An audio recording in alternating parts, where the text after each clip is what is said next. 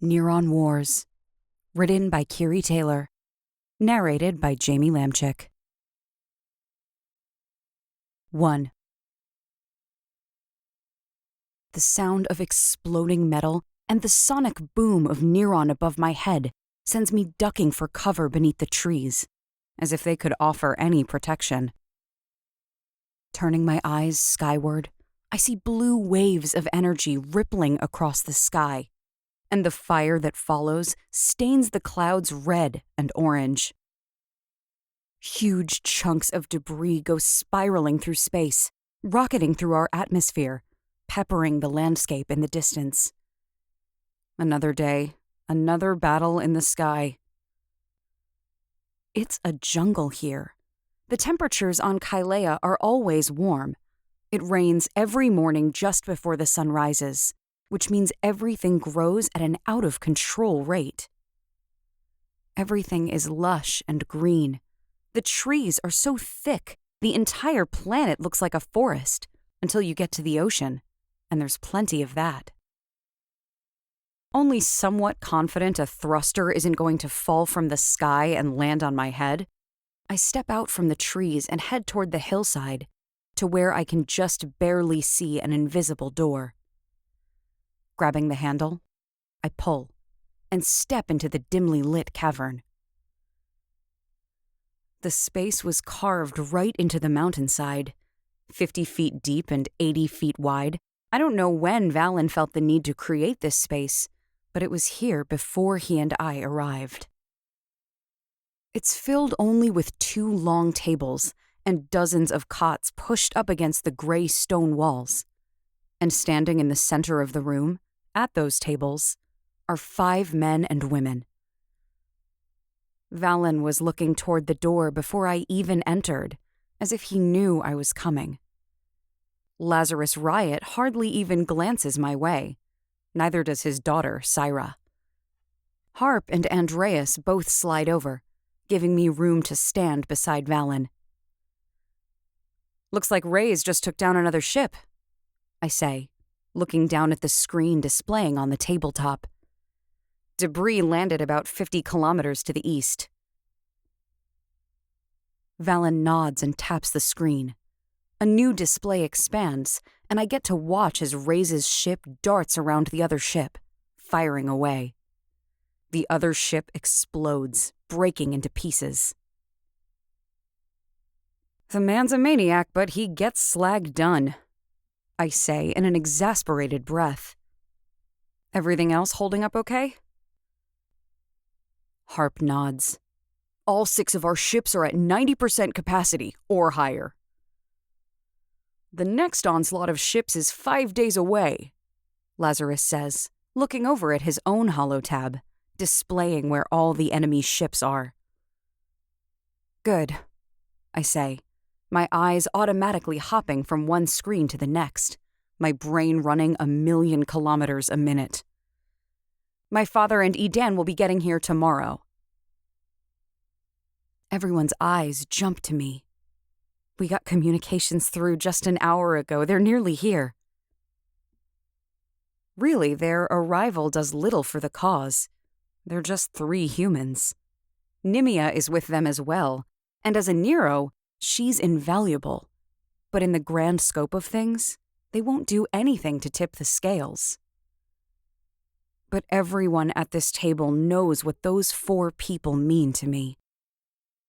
They're the second largest part of my world. "Let all the ships know to anticipate their arrival," Valen says, looking to Lazarus and Harp. "Their ship is called the Corsair. No need getting everyone on edge and blasting allies out of the sky." They each nod and speak into their connect links, getting word to their people. Another day, another battle. As I look around, I wonder at this small miracle, this blinding ray of hope. Valen and I arrived at Kaelea within an hour of making our announcement to the world that we were going after Dominion. Traveling on the fastest ship in the galaxy has its advantages. But we knew our declaration would come at a cost. We had to rally anyone in the galaxy willing to stand up to Cyrillius. It also put a galaxy-wide target on our backs, on our ship, on Valen's planet, Kaelea. We were prepared to spend all our time defending the planet. We were ready to fight, because we knew Cyrillius would send as much force as he could to destroy us. But in the end, we weren't alone. Within 2 days of arriving on Kaelea, we received a message.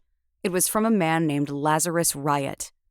He and his family, and about 15,000 others, lived on a cluster of 3 planets named Keary, in the same K-sector Kaelea is in, and they were offering to help.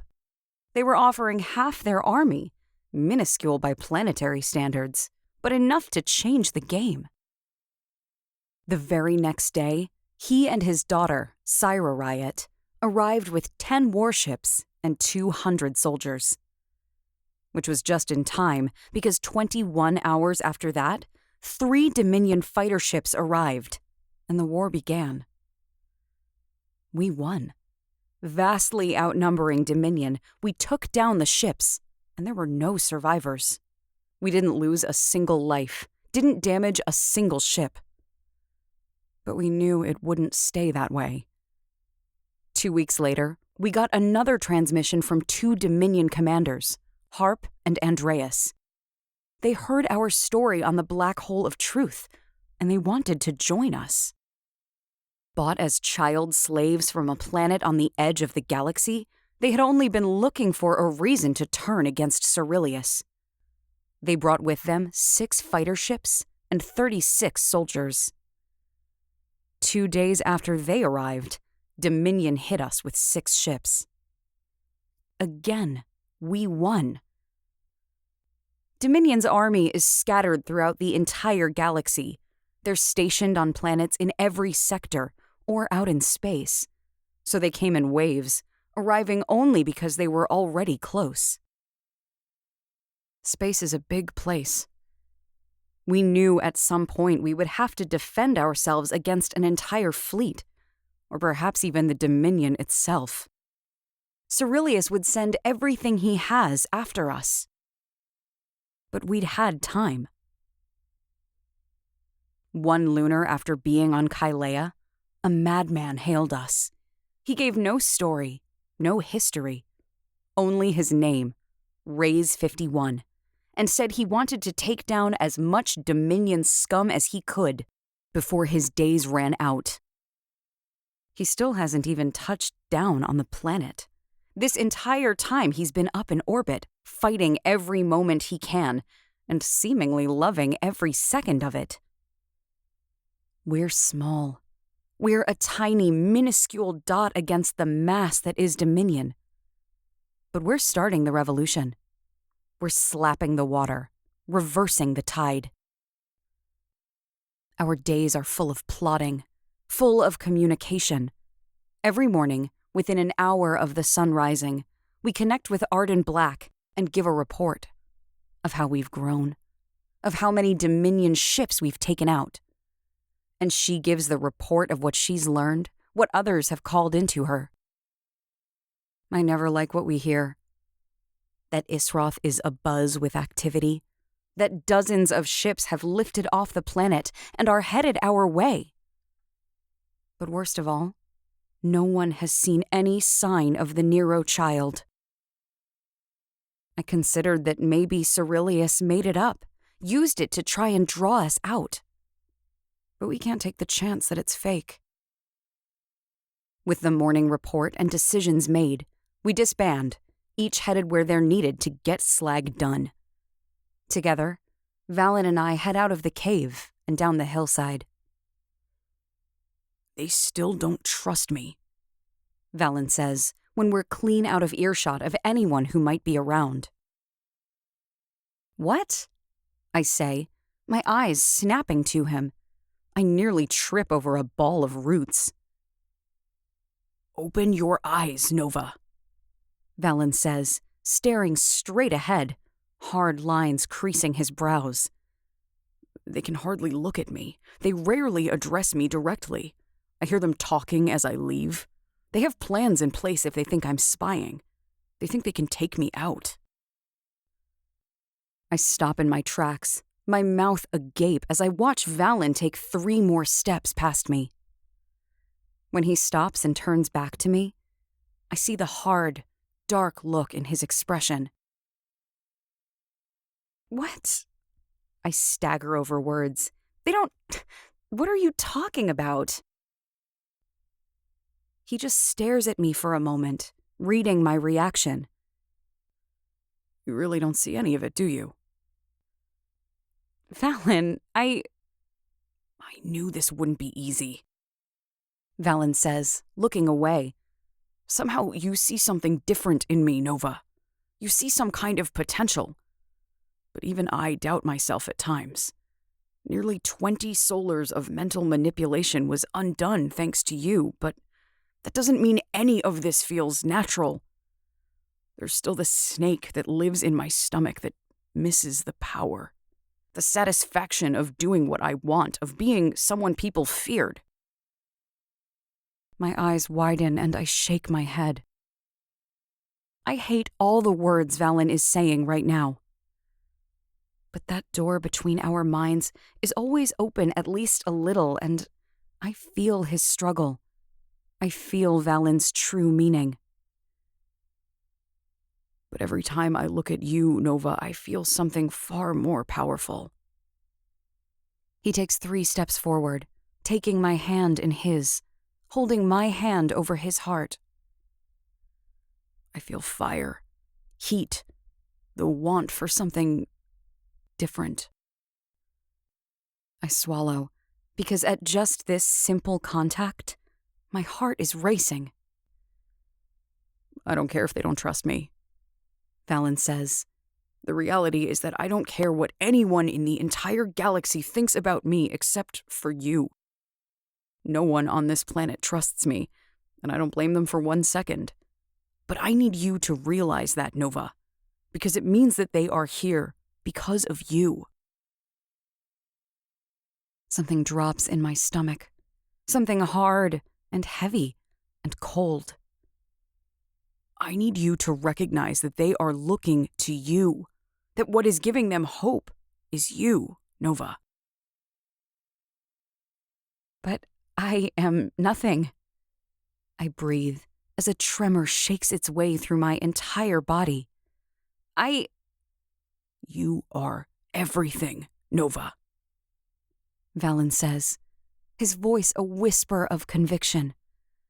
His brows furrow, and his Neron blue eyes bore into me with absolute certainty. You are what will bring light back to this galaxy. You are who these people believe in. I shake my head. I don't know anything. My entire body is quivering with fear and insecurity. I don't know anything about leading a war. I don't know anything about politics. I don't know about the interworking of Dominion. That is all you, Valen. That is why the galaxy needs you. Valen's grip on my hands tightens, and he leans forward, touching his forehead to mine. I am here with you for every second of this fight, Nova. I will share all the knowledge I have with you, give you every secret I know. But they trust you, Nova. I take 3 deep breaths and concede with a tiny nod. We're in this together, you and me. I have your back, and you have mine, no matter what the others say or think. I trust you. We're in this together, Valen repeats. As he kisses me, I taste something bitter in it, something unsure, something that reflects the doubt of everyone on Kaelea in himself. I press my lips harder to his, determined to crush it. I know Valen is good. I know he has the power to change everything in the galaxy. I know he's capable of so much more than I am. If anyone in this galaxy can fix things, it's him, not me. So until everyone else believes it, until he believes it himself, I will believe enough for all of us. I lie in our bed, staring up at the ceiling.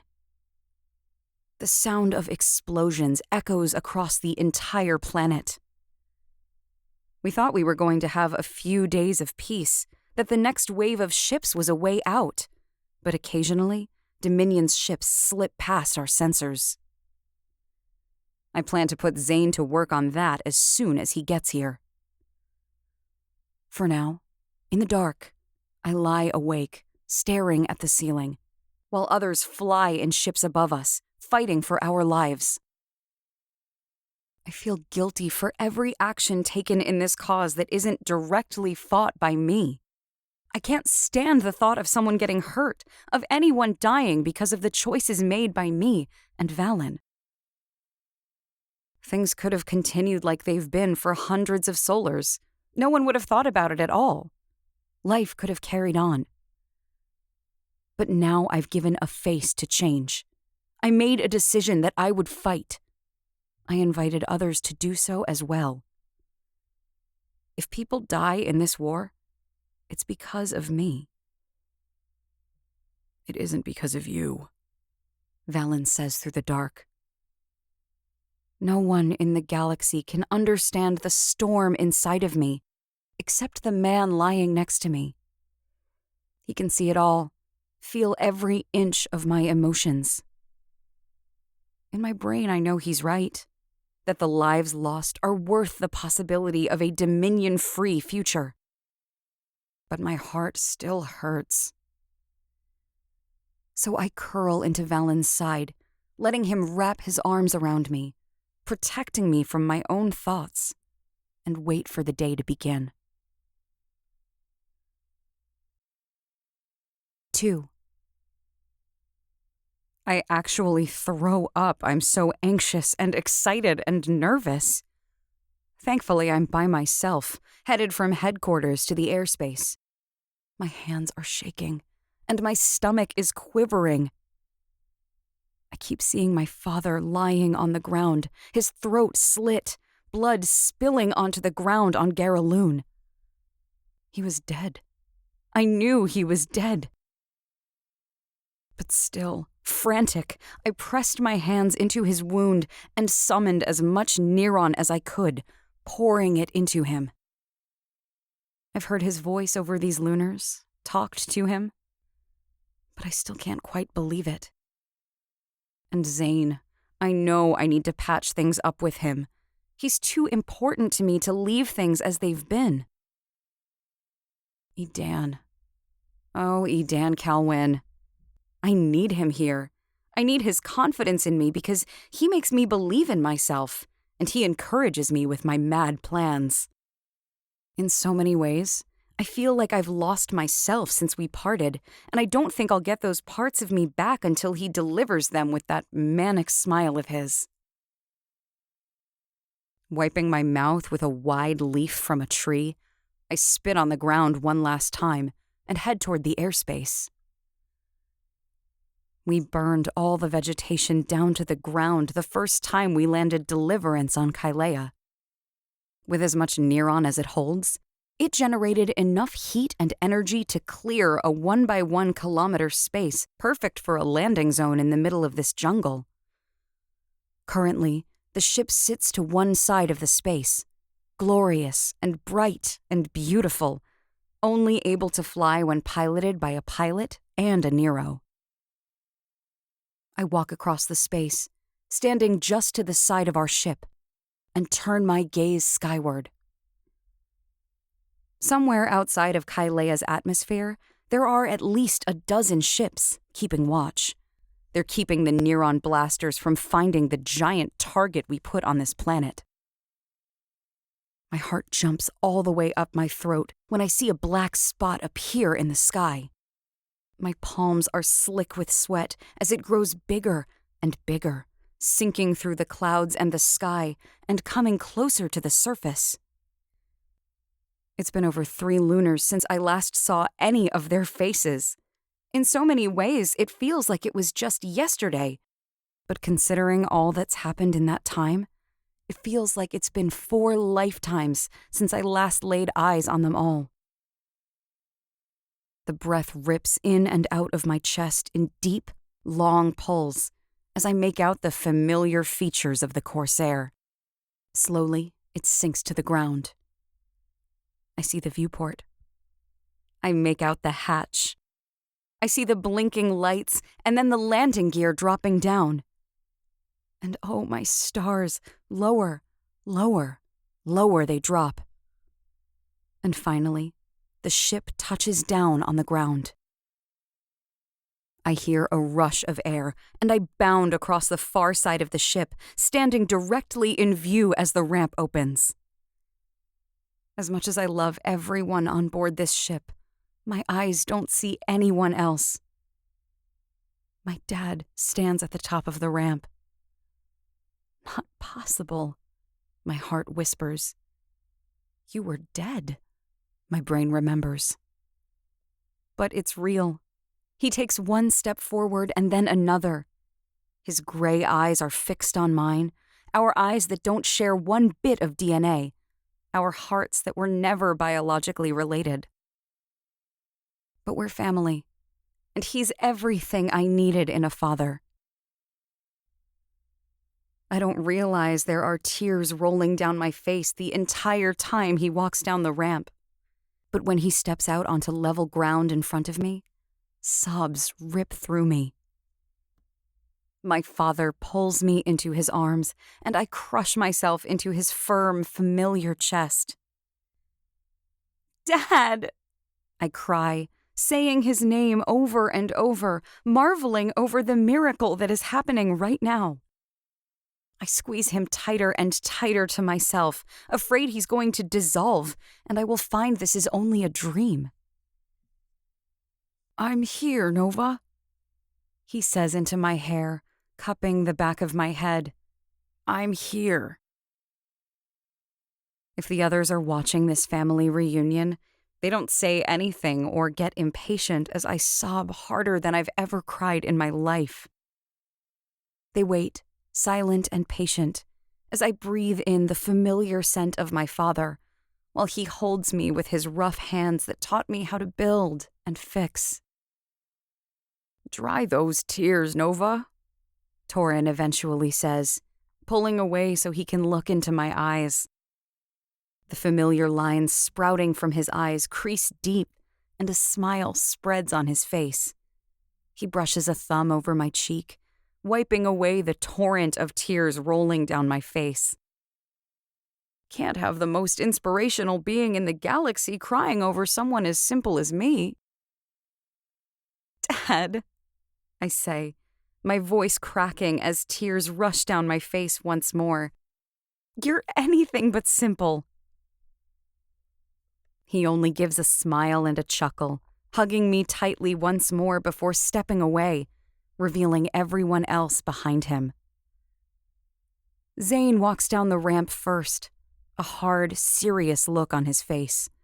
He doesn't hesitate even 1 second, though, before he wraps his arms around me, hugging me hard and tight. This is familiar too, but in such a different way. Zane's hug comes with such complicated emotions. But there's only one that really matters. Love. The love between us has changed in so many ways, but it's this new kind of love that is my favorite.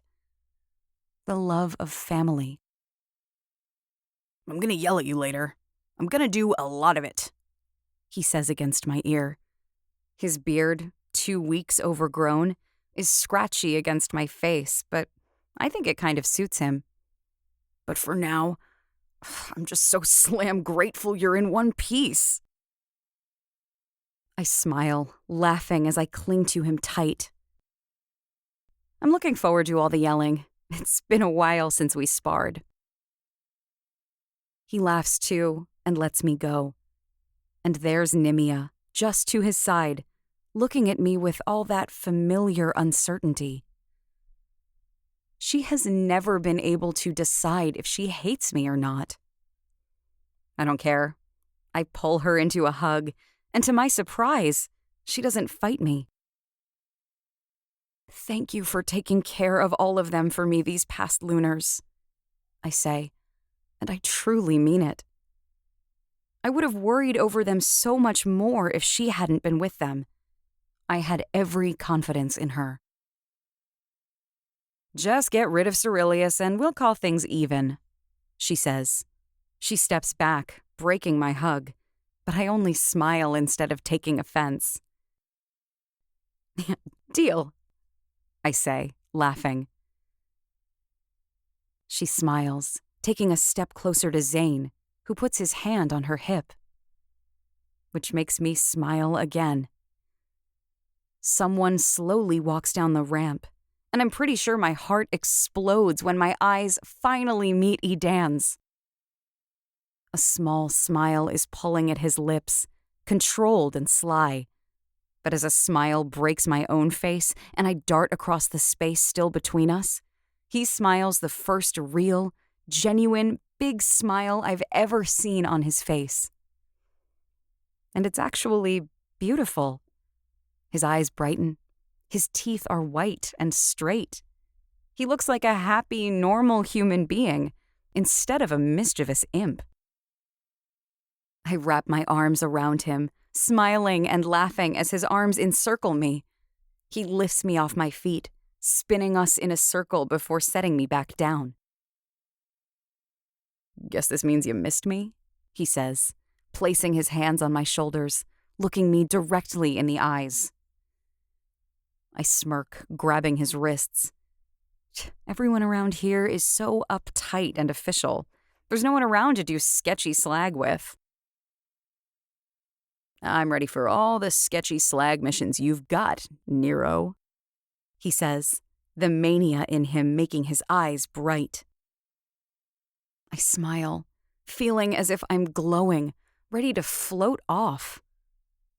I feel my confidence return, like it really had gone off with Edan, and he just brought it back.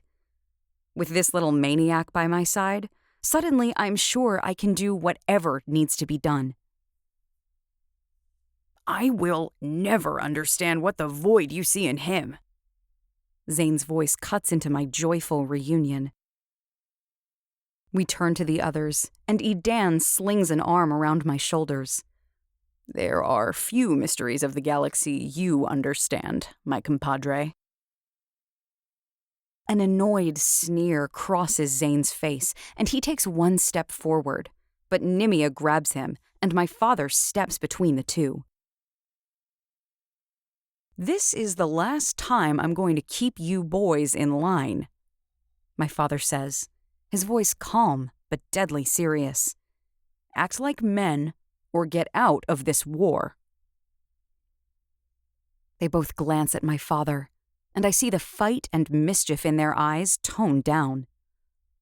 Neither of them says anything. The crunch of ground behind us draws my eyes to the edge of the landing space. Valen stops there, looking warily at our little group.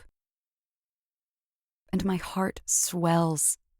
Emotions bite the backs of my eyes, making them well again.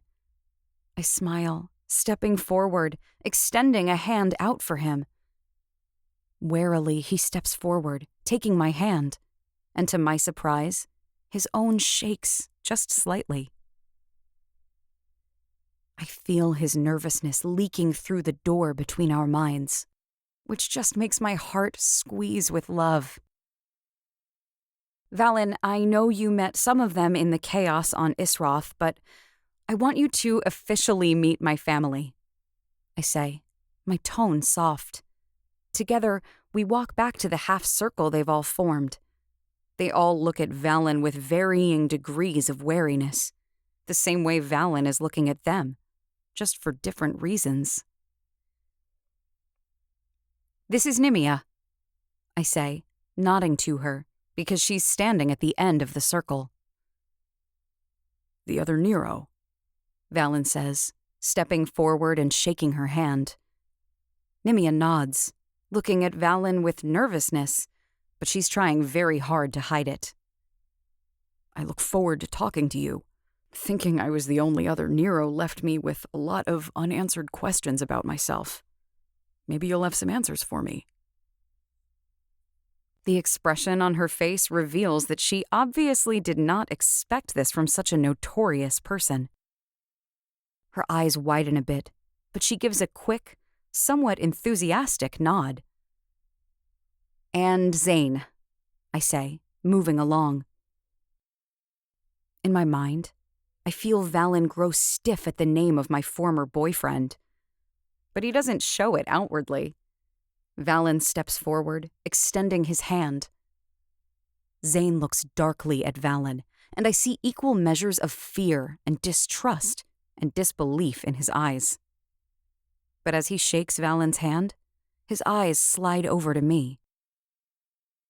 "More yelling," he says, his expression dead serious. I huff one little laugh and shake my head.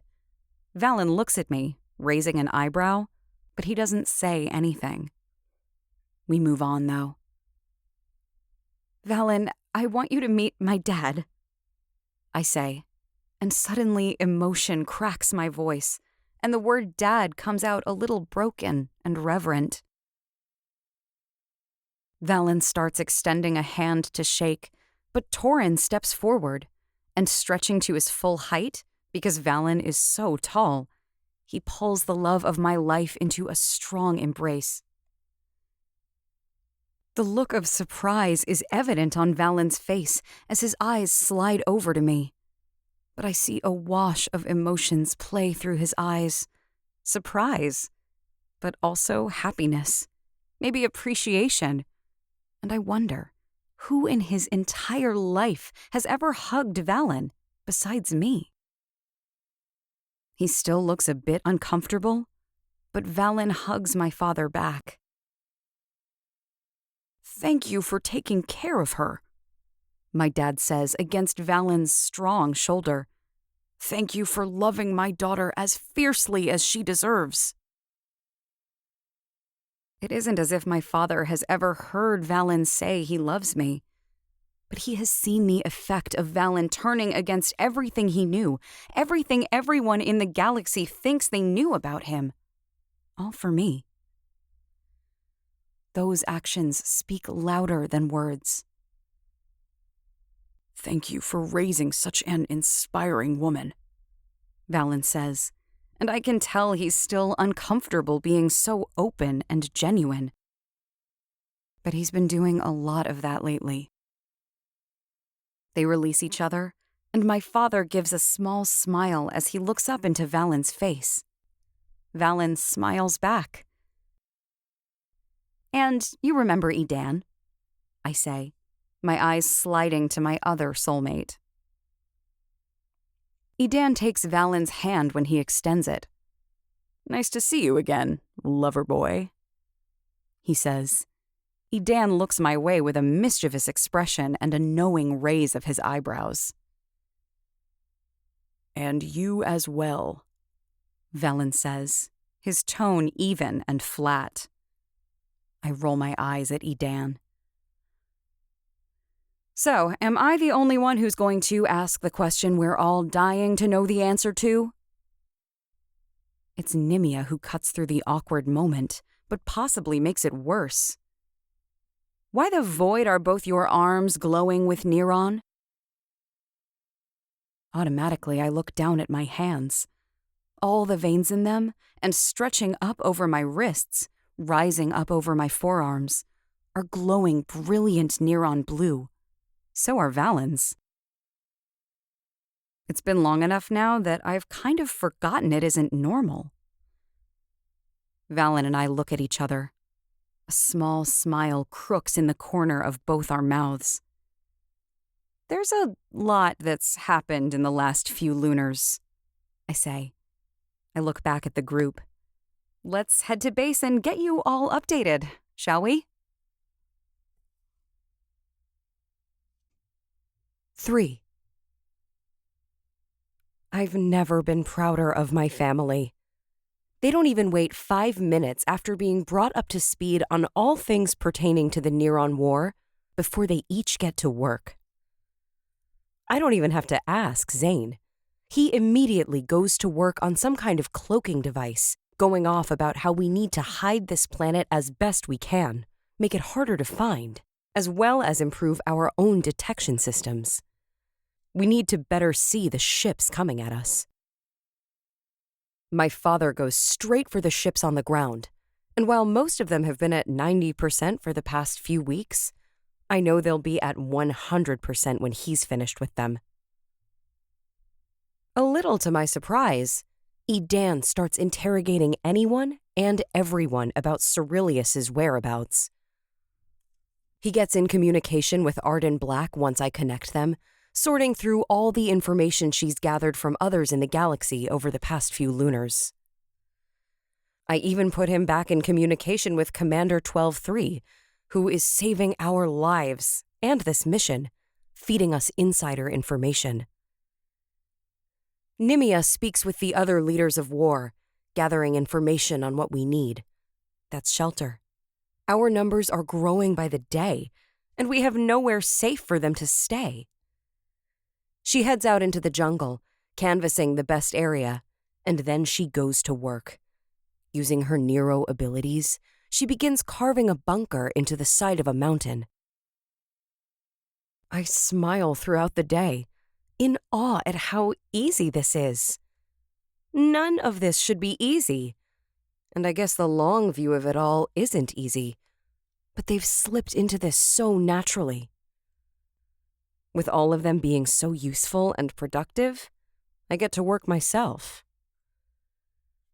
I've been collecting data of every planet within a 1 lunar journey from Kaelea. I've been in contact with their leaders, asking for help, trying to rally alliances. It doesn't always work. Some of these leaders laugh coldly and tell me I'm going to die a very painful death. Some of them are too afraid to step out of line. Others simply won't talk to me. But there are some who just listen. They hear me out.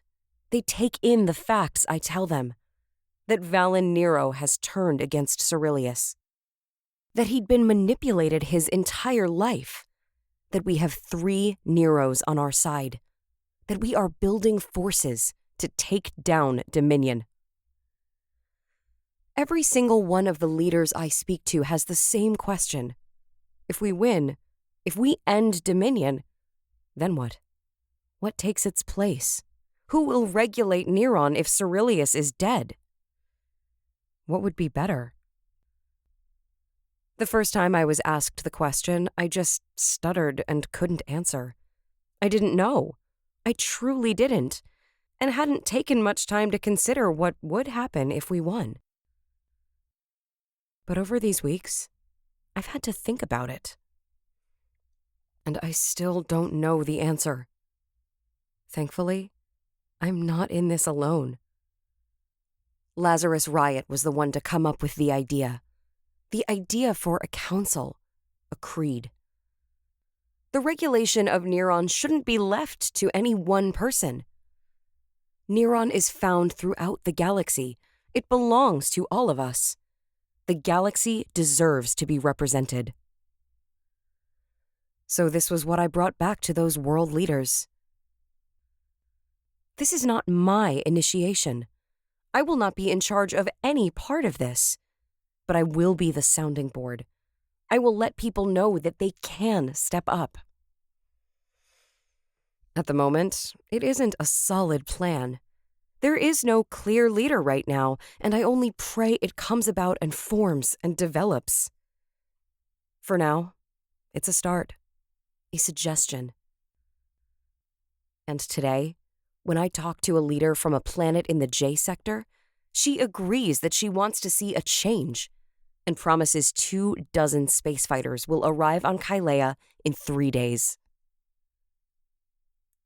This is how we grow. This is how we rally. A few ships at a time, pulled from every planet in the galaxy who dare to rise up.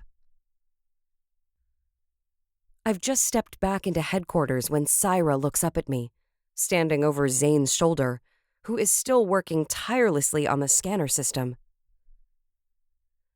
"We've got another ship approaching," she says. The man says he's a spacecaster. He wants to join us. Did you run background on him? I ask, folding my arms over my chest. She nods. He's credible. He's worked for 2 of the biggest networks. You'll know his face. He says he's brought his crew with him, that it isn't enough for the galaxy to hear from Arden what we're doing. He says they need to see it. I raise an eyebrow, feeling uneasy and unsure about this, but the words are making sense. Tell the Watchers to let him through, I say. Cyrus speaks into her Connect link, and I turn on my heel, once more headed for the airspace. I'm not a politician. I'm not a public relations person. I'm a mechanic. I'm an engineer. I'm a grease monkey. But this is how it goes. I'm here to greet people when they arrive. I talk to them. I get the ball rolling. Valen is always there to support me. He's always working on things, always doing something crucial. But in the end, it's always me here, with the people, the strangers. Slowly, a dull gray ship descends to the airspace. I wonder if they see the slew of soldiers surrounding them, hidden in the jungle. I wonder if they'd dare pull anything, knowing I'm a Nero. It lands in the dirt next to the Corsair. There's hissing of air and popping of metal as it cools and settles. I'm not sure if I'm nervous or annoyed at his presence. Mostly, I think I just need a nap. It's been a long day already, and it's not even dinner time yet. The hatch opens, and 5 figures walk down the ramp. Syra was right. This is a face I do recognize. The man in the center has a round face, creased with deep folds. He's around my father's age, but these wrinkles are not the same. It's like he was stuffed too full, and then someone realized their mistake and removed some of the stuffing, which left him slightly lumpy and folded. His head is shiny and shaved. His body is thicker and matches his face. His fingers are thick and short. By all standards, he is not a beautiful man, but the entire galaxy loves his voice, which has gained him spots on broadcasts around the galaxy. Bardic Lek, I say, when he stops on level ground before me. I welcome you to Kaelea. Nova Nero, he says, a familiar smile pulling on his thick lips. He steps forward, shaking my hand. It's a pleasure being in the company of a brand new legend. I smile, ready to get this meeting over with, but knowing that every meeting in this war is crucial. I never know who might be the most important players. I've been surprised more than once. Meet my crew, he says, introducing them, but their names don't stick, except for one of the women whose name is also Nova. Hazards of having the most common woman's name in the galaxy. I'd like to speak to you and Valen Nero, if I may, he says. I believe our presence here could be quite invaluable to your cause. 10 minutes later, Valen follows Bardic's crew into our personal office, which Valen forged from the earth within a week of arriving. There are 2 desks in the center of the room, pushed face to face. I take a seat in my chair, propping my feet up on the desk, Valen standing just to the side of me. Unlike most on Kaelea, Bardic doesn't look at Valen with distrust. But I remember that he's reported on the worst of the worst, met every kind of person possible in the galaxy. You have your audience, I say, thinking of my bed and how much I'm looking forward to crawling into it tonight. Say your piece. Bardic gives a little smile, like he thinks it's cute that I'm the one in charge here, but I don't think it's disrespect I see in his eyes. I think it's pure excitement causing the wicked gleam in his eyes. You're reaching every corner of the galaxy with your daily reports on the Black Hole of Truth, he begins. The ratings and streams of her show have never, ever been higher. Dominion is expending massive efforts in trying to find her and silence the reports. In this, you've done a fantastic job of sharing your mission with the galaxy. He takes a step forward, resting his fingertips on my desk to lean in close. But most of the galaxy does not believe Valen has changed. They're only hearing words. You've told them that you are a Nero, but after so long with him being the only one... His eyes flick up to Valen. They hardly dare believe it's possible. I'm not surprised by anything he's just said. It's something I've been questioned on. There have been plenty that I have talked to who have questioned the legitimacy of my claim to be a Nero. They want to believe, but words are only words, Bartek says. I see the fire in his eyes that has made him so well known. People need to see to believe. You want to put us on the networks? I ask, my tone flat. Bartek nods. I'm saying people need to see what is going on here. They need to see that this is real, that you really are doing everything possible to end Dominion. They need to see Valen working against Cyrillius. They need to see you doing things no other human being can. I let the crew members that arrived with Bartek bring bags into the office, despite my better judgment. Almost as if they had a pre-planned cue, the 4 crew members take equipment out of their bags. Sound contraptions, advanced cameras, things I don't even know the function of. I'm proposing that you let us follow the 2 of you everywhere, every day, Bartek says, excitement growing on his face. I'm saying we let everyone in the galaxy feel as if they are a part of this revolution until they feel inspired enough to join the war. I look up to Valen, hoping to get a read on what he's thinking, but his expression is firm and blank. So I reach into his mind, finding the door cracked, as it always is. And to my surprise, I find that he's open to this idea. There are certain elements we can't broadcast, I say, sitting up and bracing my elbows on the desk, lacing my fingers together. There are critical plans we need kept secret because Dominion will study every bit of this program with 20 profilers. Of course, Bartek says flatly, as if that was a given. I'm not only a reporter, but a producer. You can trust me that I will only show the galaxy exactly what they need to see to feel inspired. Once more, I look up at Valen. He meets my eyes this time. For a moment, we have a mental meeting, not even speaking words, just sharing impressions only the other understands. A few rules, Valen says finally, looking back at Bartek. There is no recording in our personal residence. Bartek nods, agreeing. There is no recording in headquarters without permission and forewarning, I say. You will speak to me in great detail about what can be broadcast from there. As you command, the reporter says. And you will give equal importance and airtime to Valen, I say, standing, staring into the man's hazel eyes. Because this is not just my war. It's just as much his. Bartek's eyes slide over to Valen, and he stares for a moment. I wish I knew what he was thinking, but at the same time, I'm so slam tired of evaluating what everyone is thinking. I'm so tired of it. I'm ready to just go back to that planet where it was just Valen and I.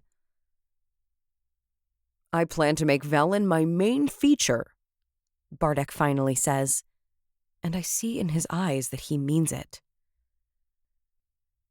Good, I say, extending my hand. "Welcome to the Neron war effort, Mr. Leck." He shakes my hand with a smile, and something in me says that we made the right move.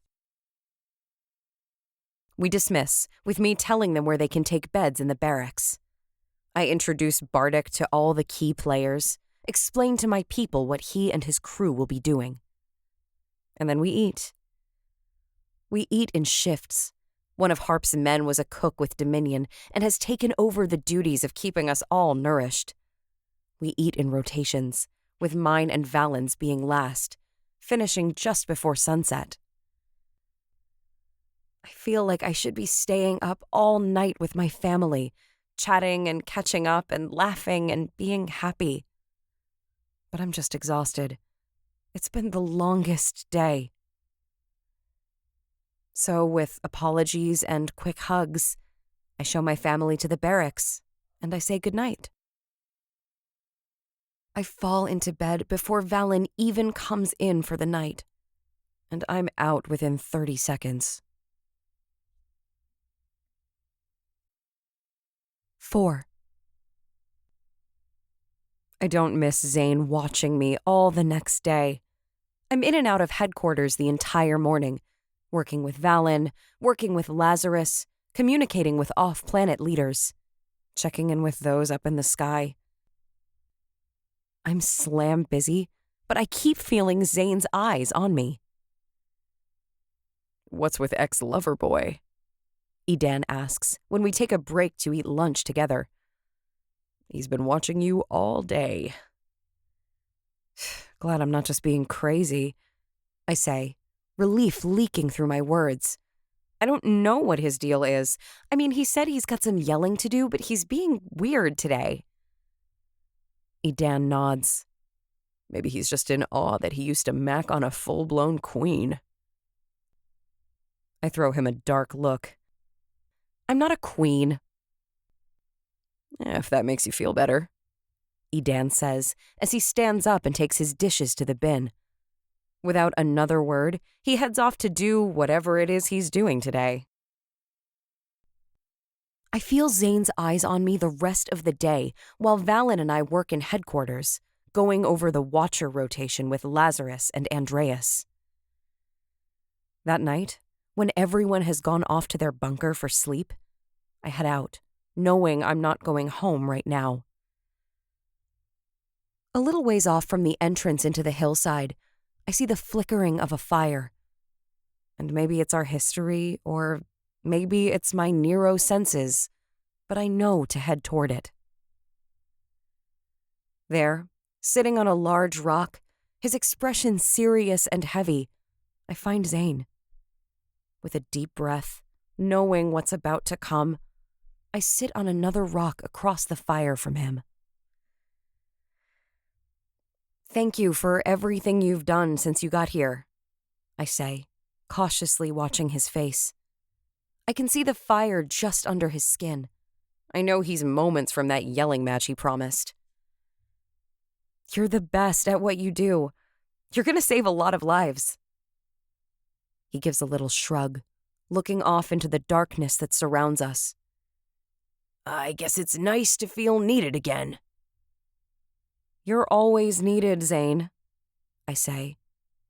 He shrugs again, and I know this isn't what's on his mind. I don't know if there's an easy way to slide into this explosion, but I know we're both going to feel a lot better when it's over, I say, watching his face as the fire flickers light across his skin. "So why don't you just let out whatever is bugging you most right now?" "You just took off and disappeared for a lunar, Nova." He doesn't waste a second. His eyes flick back to mine, glaring accusations at me. "We didn't know if you were dead. We didn't know if you were running away with Valen Nero. We didn't know if he was holding you captive, or if he'd done some crazy mind trick to make you think he wasn't the galaxy's second most evil person. And then Edan brings up that crazy story about the two of you being fated lovers and how you've already been in love with him for lunars. And it's shoved in my face that I have no slagging idea what's going on anymore." He breathes hard, his nostrils flaring. He keeps lacing his fingers and then unlacing them, angry energy making it impossible for him to be still. I get we're done, and I'm okay with that, he says. Yet I hear hurt in his voice. But I thought we were more than just exes, Nova. You were my best friend, and I kind of thought I was yours. But then you started keeping all these secrets from me. And then Edan comes along, and before you even knew him, you had this weird bond with him, and suddenly I was replaced. His words pierce me straight through, hit me right in the heart. Because he isn't wrong. Zane was my best friend. Even though things were complicated, we still gravitated back to each other after things ended. I still fought tooth and nail to get him off Corpillion. And then Edan came along, and suddenly I had from him what I never felt from Zane. Acceptance and understanding. No judgment. I started keeping secrets from you because you always worry, I say, knowing it's a poor reason. And I didn't want you worrying over me. I needed to make my own choices, and I knew you wouldn't support a lot of them. He just looks at me for several long moments, not saying anything. I see the gears turning in his head as he evaluates what I've just said. He knows I'm not wrong either. We at least understand each other pretty well, even if we don't always know how to support each other. But if you want the truth, here is everything that happened, I say. No more secrets. He shifts on his rock, sliding forward, his head tilted toward me, looking up at me from beneath his lashes, his fingers laced together once more. Just after we ended things, I woke up with a voice in my head, I say, going back to the beginning, our end. I didn't understand how it was possible, and I had no idea who it was. But over a few lunars, we confided in each other. I don't know how we couldn't have bonded, having direct access to each other's thoughts like that.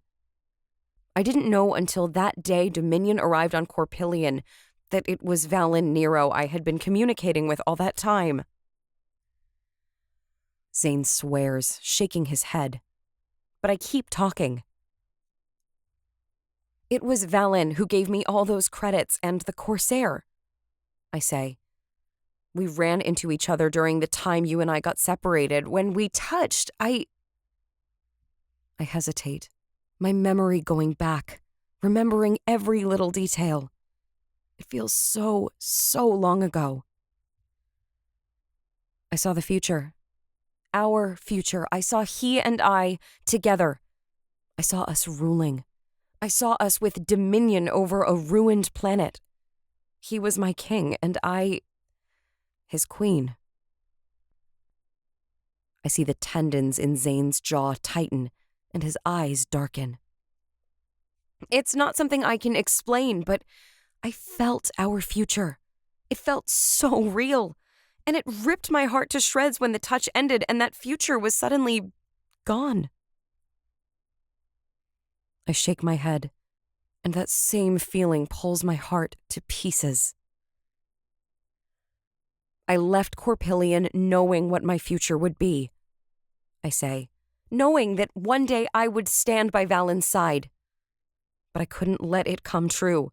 I couldn't let myself become that person, no matter how much it tore me apart, knowing the love I could have. Zane makes a fist and covers it with his other hand. I feel his hatred for every word I'm saying. I tried to stay away, Zane, I say, my voice coming out breathy. I really did. I didn't talk to Valen for so long. You saw how withdrawn I became, how depressed I was. I was fighting against everything that awoke in me. But in the end, I wasn't as strong as I needed to be. I called Valen to us. Zane's eyes spark at that, his head whipping up, his brows furrowed. So I explain how Valen came, how he made everyone aboard the ship sleep. I tell him that we talked, how Valen told me he couldn't leave Cyrillius, how it broke me, but that it sealed my resolve.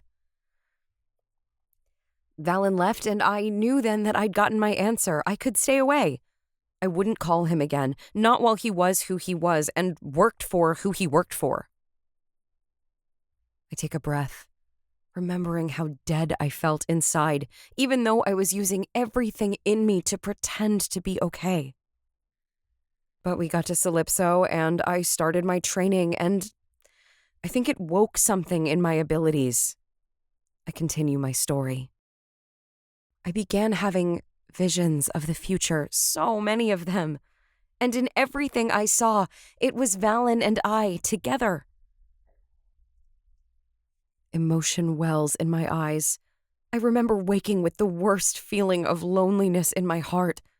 I remember the tears and the screams that ripped through me. We built a home here together on Kaelea, I say, remembering every detail. We married. We had 2 children together, but always there was dominion, always we were pawns. My voice hardens. My fingernails claw against the rock beneath my hands.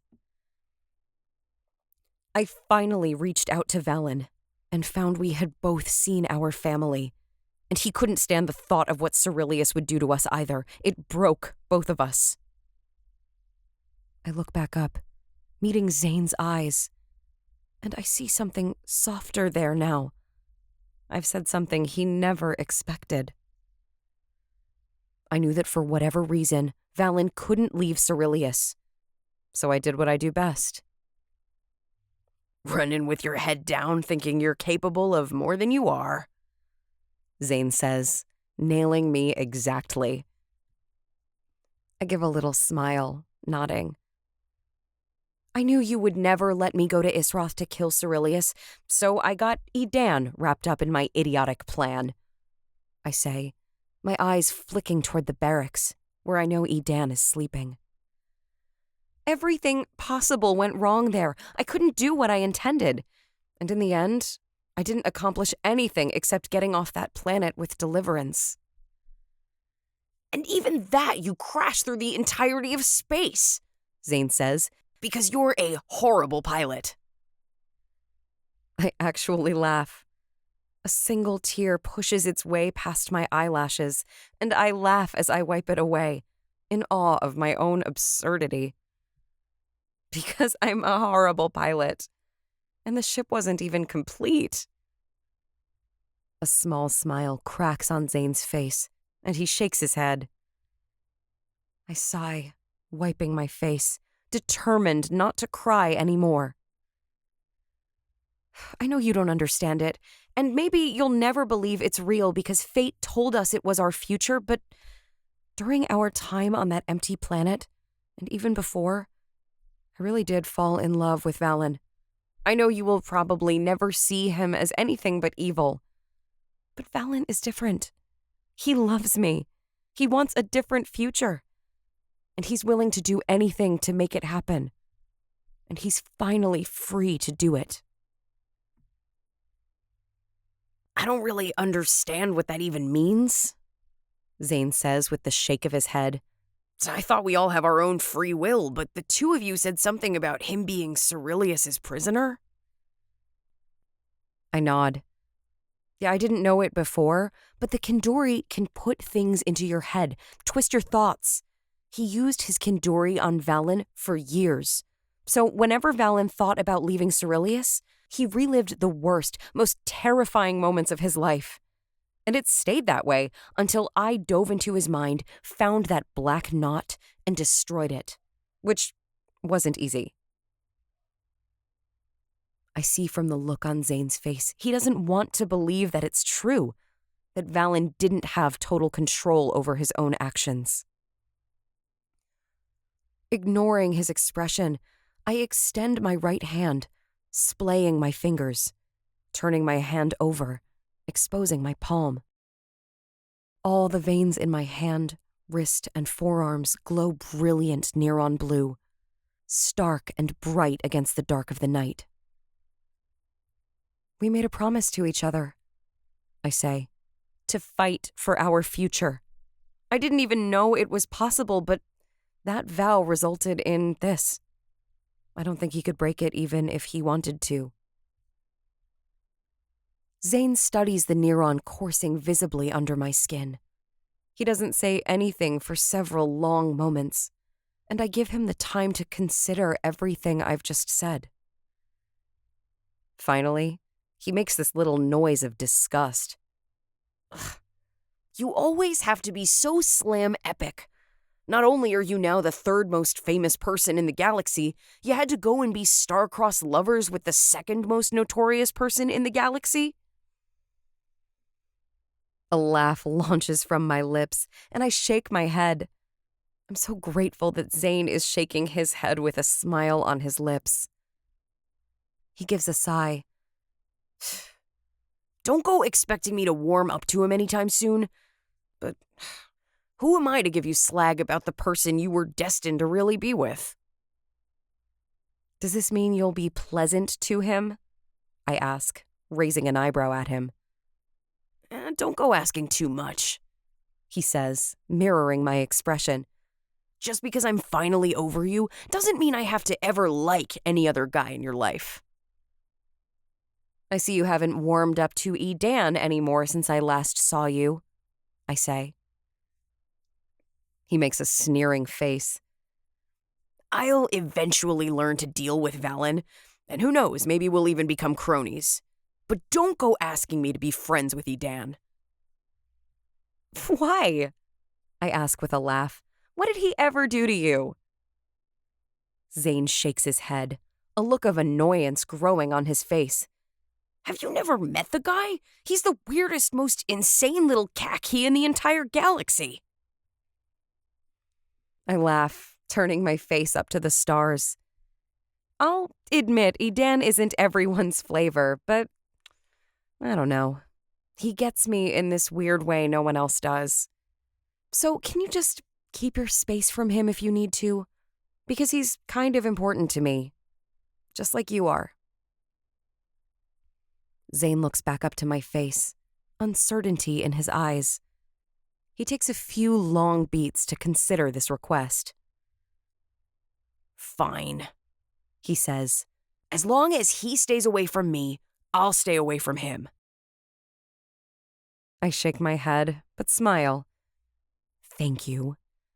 Now, what do you want to yell at me about next? He huffs a little laugh, his eyes falling down to the ground at his feet for a moment. I guess that's enough for tonight. I'll save the rest for another time. I shake my head, knowing that there will indeed be more he'll get annoyed at me for. But for tonight, this is enough. I'm really glad you're here, Zane, I say, meeting his eyes across the fire. Thank you for trying to save me on Isroth. I want you to know that I know I can always count on you. He offers a little smile, and I feel something between us heal. I've always got your back, Nova. And I'll always have yours. I promise, one of my best friends in this galaxy. 5. Over the next 6 days, we gained 36 warships and over 250 soldiers. We now have enough ships to keep the entire planet of Kaelea safe from attack. Every section of the planet guarded from all sides. With these numbers, with so many willing to risk their lives, it's time to address everything. We call a war council, with everyone invited, and those who are still up in the sky listen through a broadcast. Bartek is, of course, recording and broadcasting everything, which makes me slam nervous. Even more nervous than I would be standing here before hundreds of people, all gathered around. As we walk up to the front of them all, I grab Valen's hand, gathering myself for a few seconds. We can do this. We can do this. Together, we stand in front of nearly 1,000 eyes that land on us. Thank you all so much for coming. I begin, forcing myself to talk louder, because I'm nervous, and I know my voice isn't carrying all the way to the back of the group. We know you've risked your lives coming here. We know some of you have turned against your employer, your government, your families. We've all lost something by joining this war effort. I look around at their faces, seeing uncertainty. I see fire. I see grief. We've all gone through something to wind up here. Change happens when people decide enough is enough, I say, speaking louder as my nerves calm slightly. For me, enough was enough when Dominion came to my planet and took it over. Enough was enough when Cyrillius used his Kindori to enslave the person I love, keeping us apart. I reach for Valen's hand once more, knowing the galaxy needs to see that I do love him, that I believe in him. And I need his support. I need him. Enough was enough when I got word that Cyrillius had found another little boy, a Nero, and knowing that he will do the same thing to that child as he did to Valen when he was a boy.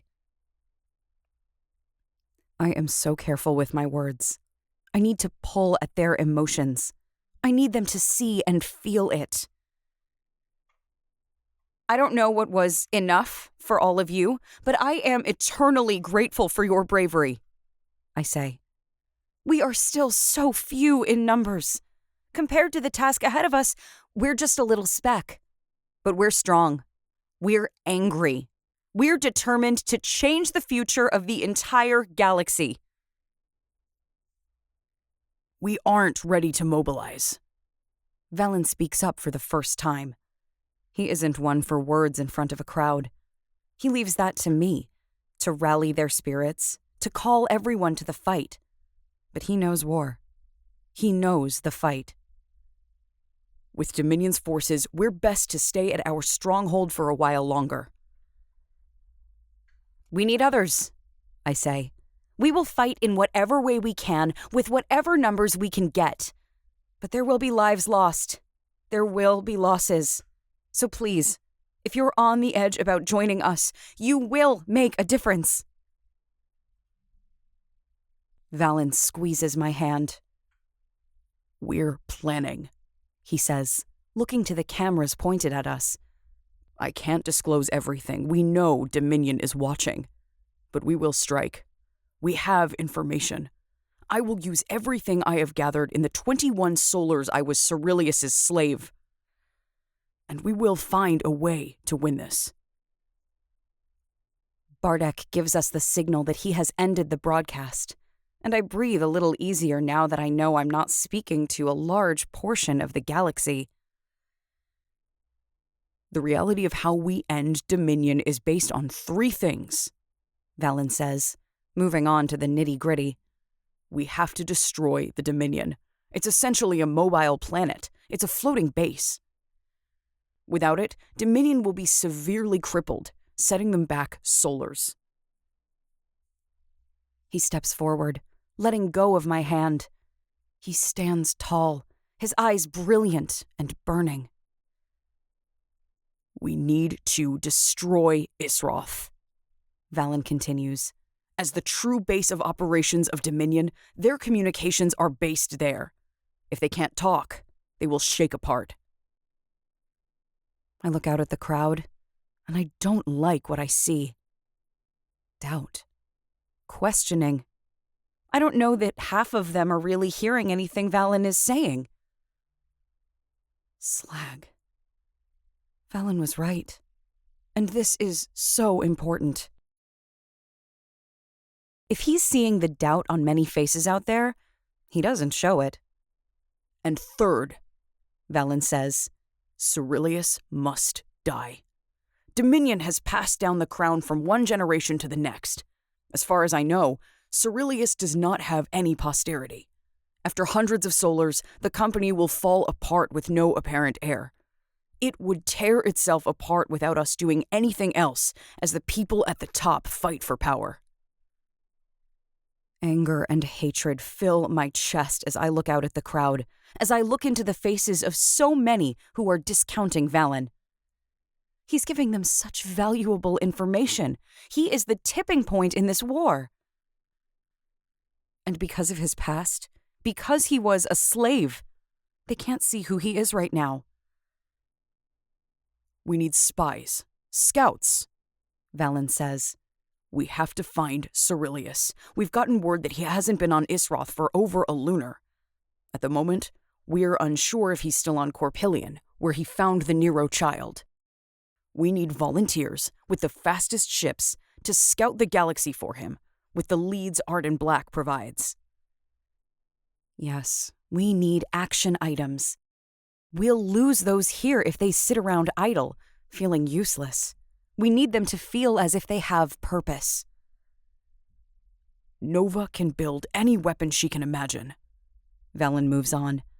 But we have few supplies here on Kaelea. This planet was my personal refuge, not a war base. We need a crew to go gather supplies so she can continue to arm us. To my surprise, there's a small group toward the back of the crowd that nods, as if they're ready to accept that job. But more than anything else, we need more people and more ships, Valen says. We need you to reach out to any and all contacts you have, I say, stepping up to Valen's side once more. Dominion is massive. We meant what we said. We'll fight in whatever way we can, with as many people as we have. But to increase our chances of winning, we need people. I'm begging for your help in that. I have nothing more to say, and neither does Valen when I look at him. So we step out from the crowd and head back to our office. But first, we have to walk along the side of the crowd. Conversations break out as soon as we're finished. Not saying a word, I strain to hear little tidbits of what they say. Some are ready. They feel reassured having clear goals laid out before them. But others are now questioning if they're being tricked. They question if Valen has pulled the wool over my eyes. They think he's a spy, that Cyrillius is just using us to pull out all the traitors in the galaxy and will blast this entire planet to bits, taking everyone out. Slag. I hate this. I hate how hard and how big this is when I know with absolute certainty the intention in Valen's heart and mind. Neither of us says a word as we cross to our office. And I feel 1,000,000 pounds heavier when I open the door. We step in and close ourselves inside. Valen walks straight to the desks and plants his palms flat on the surface. I'm quiet for a second, looking at his expression. His eyes waver back and forth between his hands, but I know it's not them that he's actually seeing. Valen, I'm going back to Isroth. He cuts me off. My mouth gaping. I take 2 steps forward, but he rushes on. I'm going to go in and take out their communication system. If we can take that out, it will severely cripple Dominion. And I need my ship back. Valen, they're never going to believe that I'm on their side until they see me do something extreme. Valen says, standing straight. It's been too many solars of seeing me do Cyrillius's bidding. The stories are just too many. So essentially, I'm leaving the entire effort of this war on your shoulders, Nova. And I'm making it 1,000 times harder for you because your association with me makes them doubt you, too. My mouth opens, but it closes once more because I don't know what to say. Valen takes 2 steps toward me, taking my hands in his. If I take Bardick's crew, or at least part of it, we can show the galaxy that I'm not Cyrillius's spy. This could be huge in shifting the war. If I can take out their communication system, we can scatter them. If they can't talk to each other, how are they going to come after us? Something like anger and fear bites the back of my eyes. They don't well, but my brows furrow and I bite my lower lip. I take another step forward, holding our hands up between our chests. But I can't leave here, Valen. If we take off, they'll all think we abandoned the war. No, you can't leave, Valen says, agreeing. He shakes his head just once. You have to stay here and lead them, Nova. You're who they are following. You're who they listen to. Valen, I can't stand the thought of you leaving, I say, as emotion finally does well in my eyes.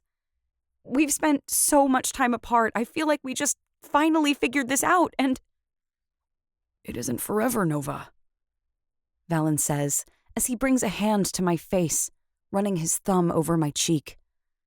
If I take Nimia with me, we can fly Deliverance and I can immediately be there.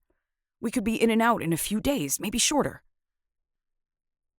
It's such a risk, I breathe. Valen, they incapacitated me for weeks with just one touch. What if the Kinduri get to you? What if Cyrillius is there? And what if he uses his entire army and you don't come back? Alive or dead?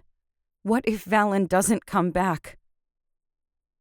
He doesn't immediately respond, but he studies my eyes and brushes my tears away when they finally break free. His touch is so soft and so light. I swear he's rearranging my soul, snaring me to him tighter and tighter with every second he's looking into my eyes.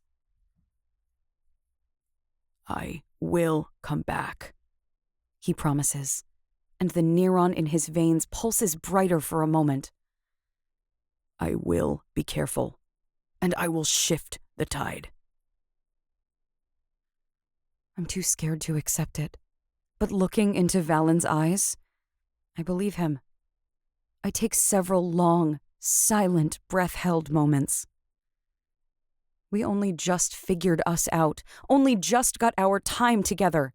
Nearly the entire time we've known each other, we've been separated. We finally found our time, found our way to create a life together. It's only a few days at most, Valen promised.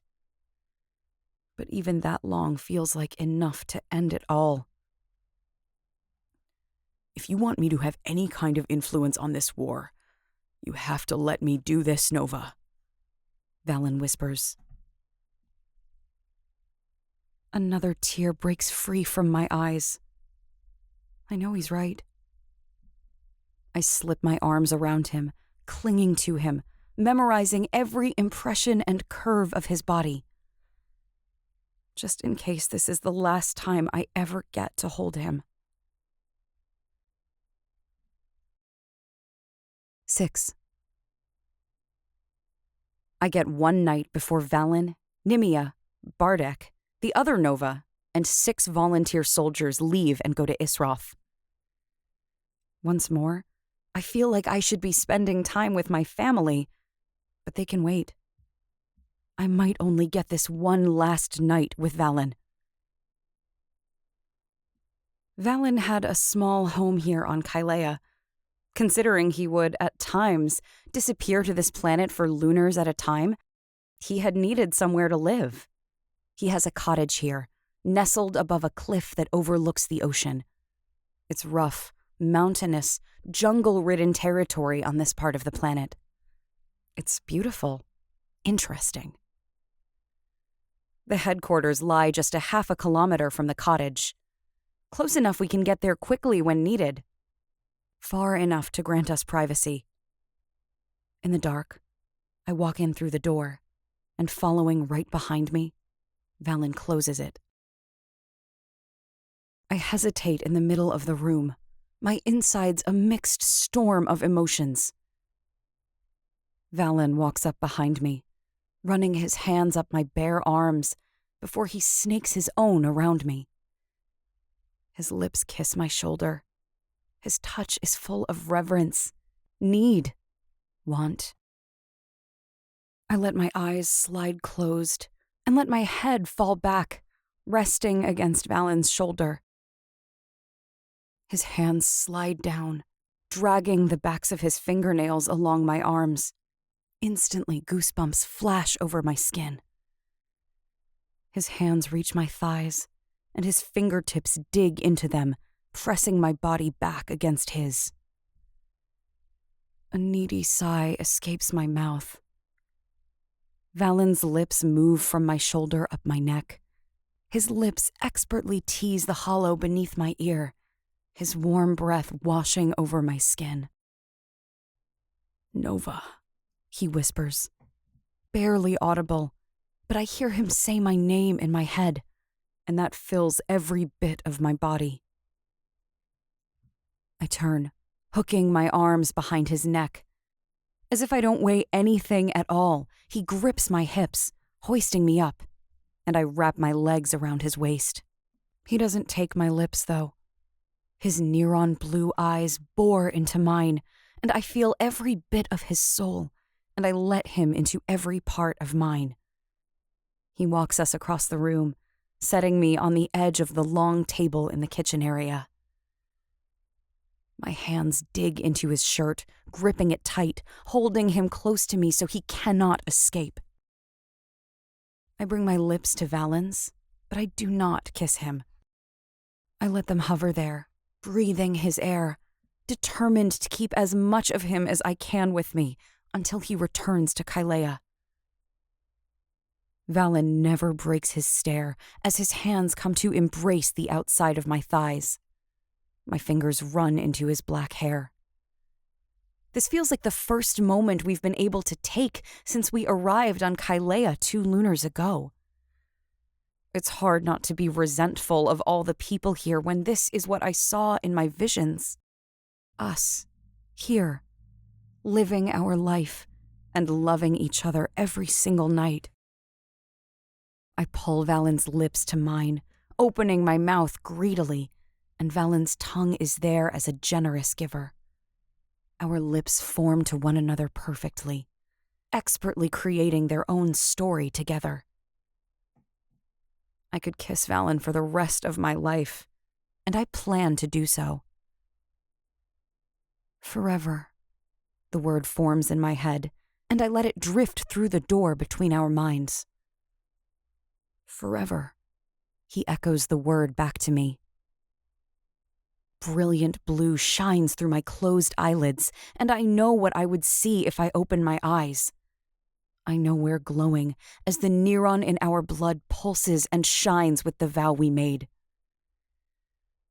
I feel the Neron in me swell, surging, and I feel Valen's. I feel it floating in and out of the two of us. His is no longer distinguishable from mine. We're simply one Nero being now. My kiss is slow, and eventually I pull back, staring at his lips. They're swollen and wet, and I can just feel every inch I've claimed of him. My heart is rushing with everything. I've found him. After a lifetime of being lonely because I couldn't ever find someone who understood all my complexities, I've found the person who completes my puzzle.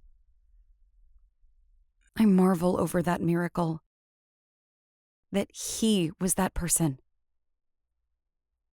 I love you, Valen, I whisper against his lips. One of Valen's hands trails its way up and over my stomach, between my breasts. His hand flattens over my chest as it rises, running up the front and then side of my throat, before those fingers tangle into the hair at the back of my head. I swear I will love you until my last breath, Nova, he promises, as his forehead touches mine and his lips whisper against my own. I kiss him because I love him, because I am his and he is mine, forever. Their departure is scheduled for sunrise.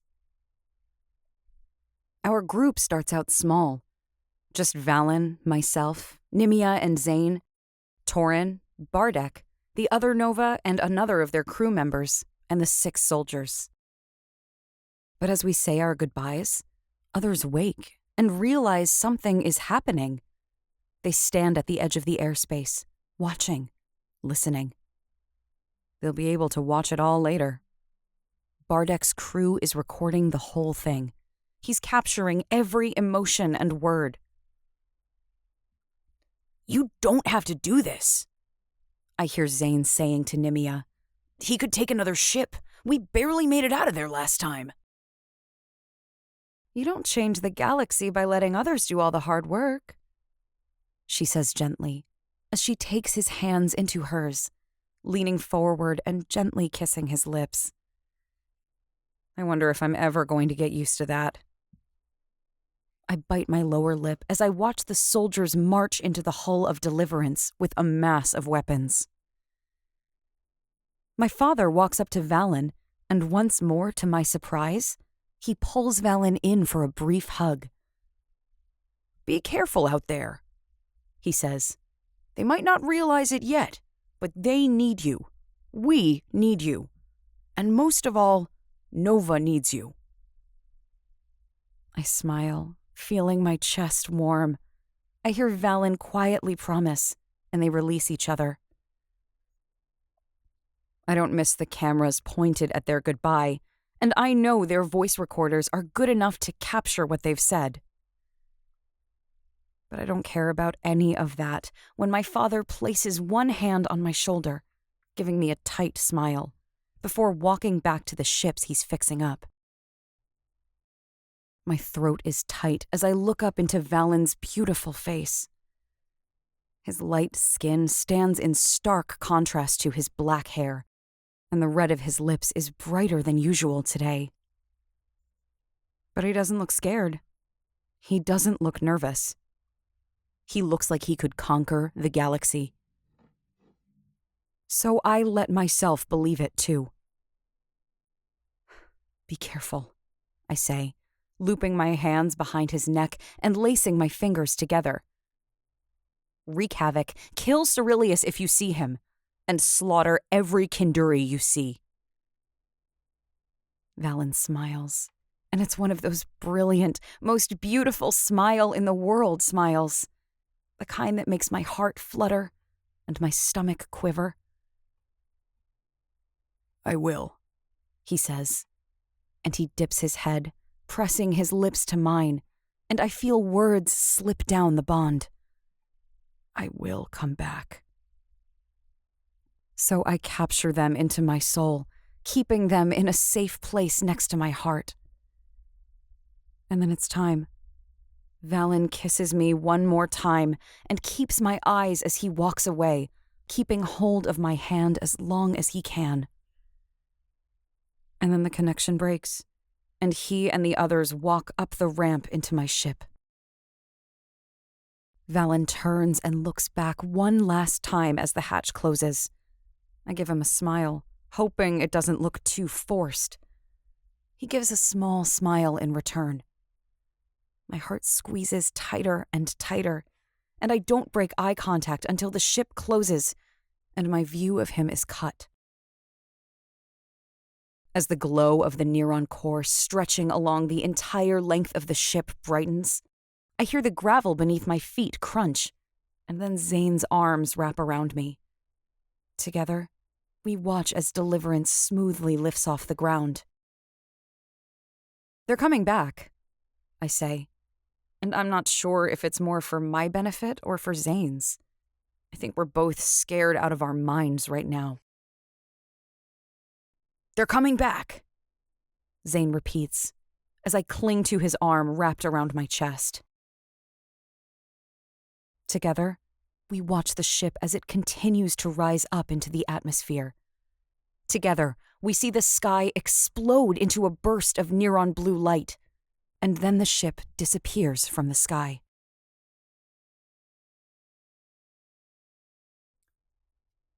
Seven. An idea sparks almost as soon as deliverance disappears from the sky. I immediately head to my office and start sketching it out on my holotab. I call over to Lazarus, give him a list of supplies I need, tell him to rally the volunteers, and get them in the sky immediately. They're gone within the hour. Edan? I call in next. He immediately responds. I need you. 2 minutes later, he walks through the door, some strange communications device pulled over his head. There are wires and microphones going every direction. I didn't expect anything less. Come take a look at this, I say, waving him over to my desk. I expand the screen, blowing up my render. I spin it around, showing him all the different sides of it. What do you think? You really think you can build it? He asks, and for once, there's no mania in his voice, no sarcasm, just awe. I smile, nodding. We've already got the others on a supply run. Lazarus says he has at least half of the supplies on Keary. He thinks we can get the rest on Haptorus. Which is controlled by Dominion, Edan says doubtfully. I nod. They're going to have to be careful, obviously, but it isn't as if all trade stops when Dominion takes over. They'll be operating as merchants. Edan makes a noise, which is neither affirmative nor dismissive. How big will it be? You don't have any kind of a scale on here yet.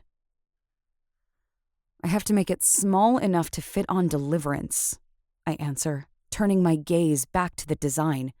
We're going to have to get within a league for it to work. It's... Edan marvels, at a loss for words, for maybe the first time ever. It's slam brilliant. Has the effect of a bomb, but it's reusable. Exactly, I say with a prideful smile, and we have plenty of Neron here on planet to make it. Edan sits in Valen's chair, letting out a big, slow breath. He meets my eyes and smiles. It's genius. Thank you very much, I say, bending at the waist, which is awkward since I'm sitting, taking as much of a bow as I can at the moment.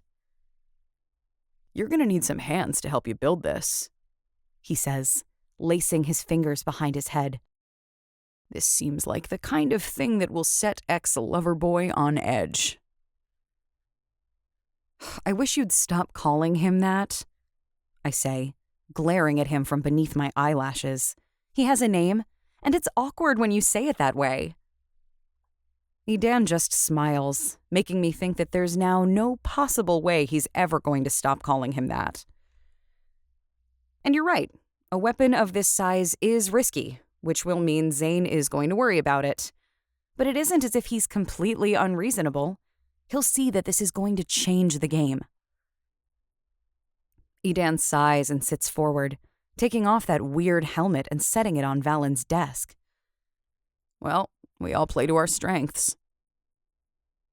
Speaking of, I say, trailing off as I look at his weird contraption, what have you found with all your investigations? That I'm really jealous that you actually got to meet Arden Black in person, he says with a coy smile. Is she as much of a babe as her voice makes her sound? I actually sit back a bit, looking at Edan in surprise. Are you... Close that little mouth, Nero, he says with those tired, dark eyes. Just because I never took a third look at you doesn't mean things don't work down there. He gestures between his legs. My mouth opens and closes twice, 3 times. I'm so thrown off by everything he just said. A third look. What the void? And I guess I just never thought of Edan being, well, a man, with desires and wants like a man has. He's always just been a maniac who went along with my crazy plans. I guess I've just never thought of him finding a woman. But I'm not sure who has a sexier voice and more intimidating dominance. Edan continues, throwing me on my ass in shock. Arden or 12-3? I've always admired women with a little dominance. Edan! I say in a huff of a laugh. Are you collecting information on Cyrillius's whereabouts or simply hitting on women? He grins, clearly pleased that he's thrown me off so much. Who says I can't do both? You act like you're shocked that I have any kind of charm. Oh, I know you have your own special brand of charm, but I mean, is it working? I laugh again, just twice. I can't believe we're having this conversation. Only time will tell, he says, smiling. He's loving every second of this. The distance and this little thing called war are causing a bit of a problem at the moment. Oh, my stars, I say, rolling my eyes as I shake my head. Leave it to you to find not one but two powerful women to flirt with in the middle of a crisis. He grins again, and for some reason, this makes me insanely happy. And I needed a reason to feel happy today. Okay, now that we got that bizarre conversation over with, can you tell me something useful? I say, looking up at him with an amused glare. He's still smiling as he sits forward, bracing his elbows on his knees, pressing his fingertips together. According to Commander 12-3, Cyrillius hasn't been seen on Isroth since he found that Nero kid. Which is bad for taking him out, but also makes me incredibly grateful that he won't be there when Valen arrives. A double-edged sword or something like that, Edan says. Arden has been calling out to the whole galaxy, asking for any tips about where Cyrillius might be. As of right now, everyone from Corpillion says he hasn't been seen there in about a lunar. I swear. And there's been no other tips, no other sightings? Edan shakes his head. Not yet. But with a reputation like his, someone's bound to see him soon. What about the Dominion? I ask. Where is it stationed right now? Maybe he's just holing up on his ship. That's where Valen had most of his training. Edan shrugs. It is possible he's on the ship, he says. It's currently on the edge of the M sector. I think we have to assume it's headed this way, but it's going to take another 3 lunars to get here. We don't have any spies on that ship, so we have no way of knowing if he's on it. I want to believe that he is. It's the easy answer and the quick solution. But my gut isn't so sure.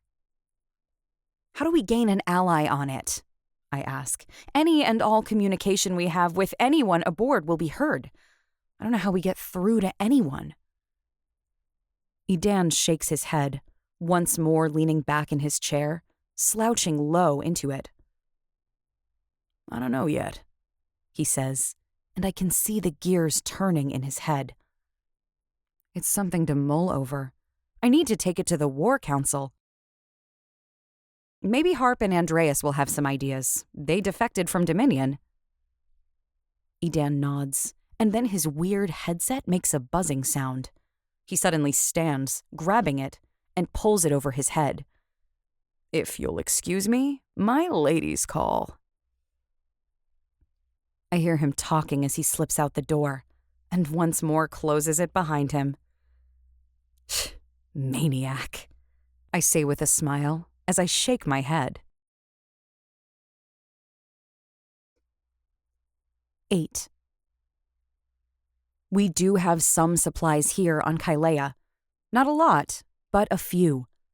I gather what I can find, dumping it on the ground next to my office. And then I set off into the jungle. Spirit is the difference between a Nero and any other human being. My spirit has a connection with Neron, with energy. They understand each other, as if they speak the same language, and Neron is the willing servant. I can always feel it pulsing in the ground beneath my feet. I can feel the deposits of solid blue Neron. I know the heaviest deposit is on the far north side of the planet. I know the side with the least amount is beneath the giant sea that spans the entire Western Hemisphere.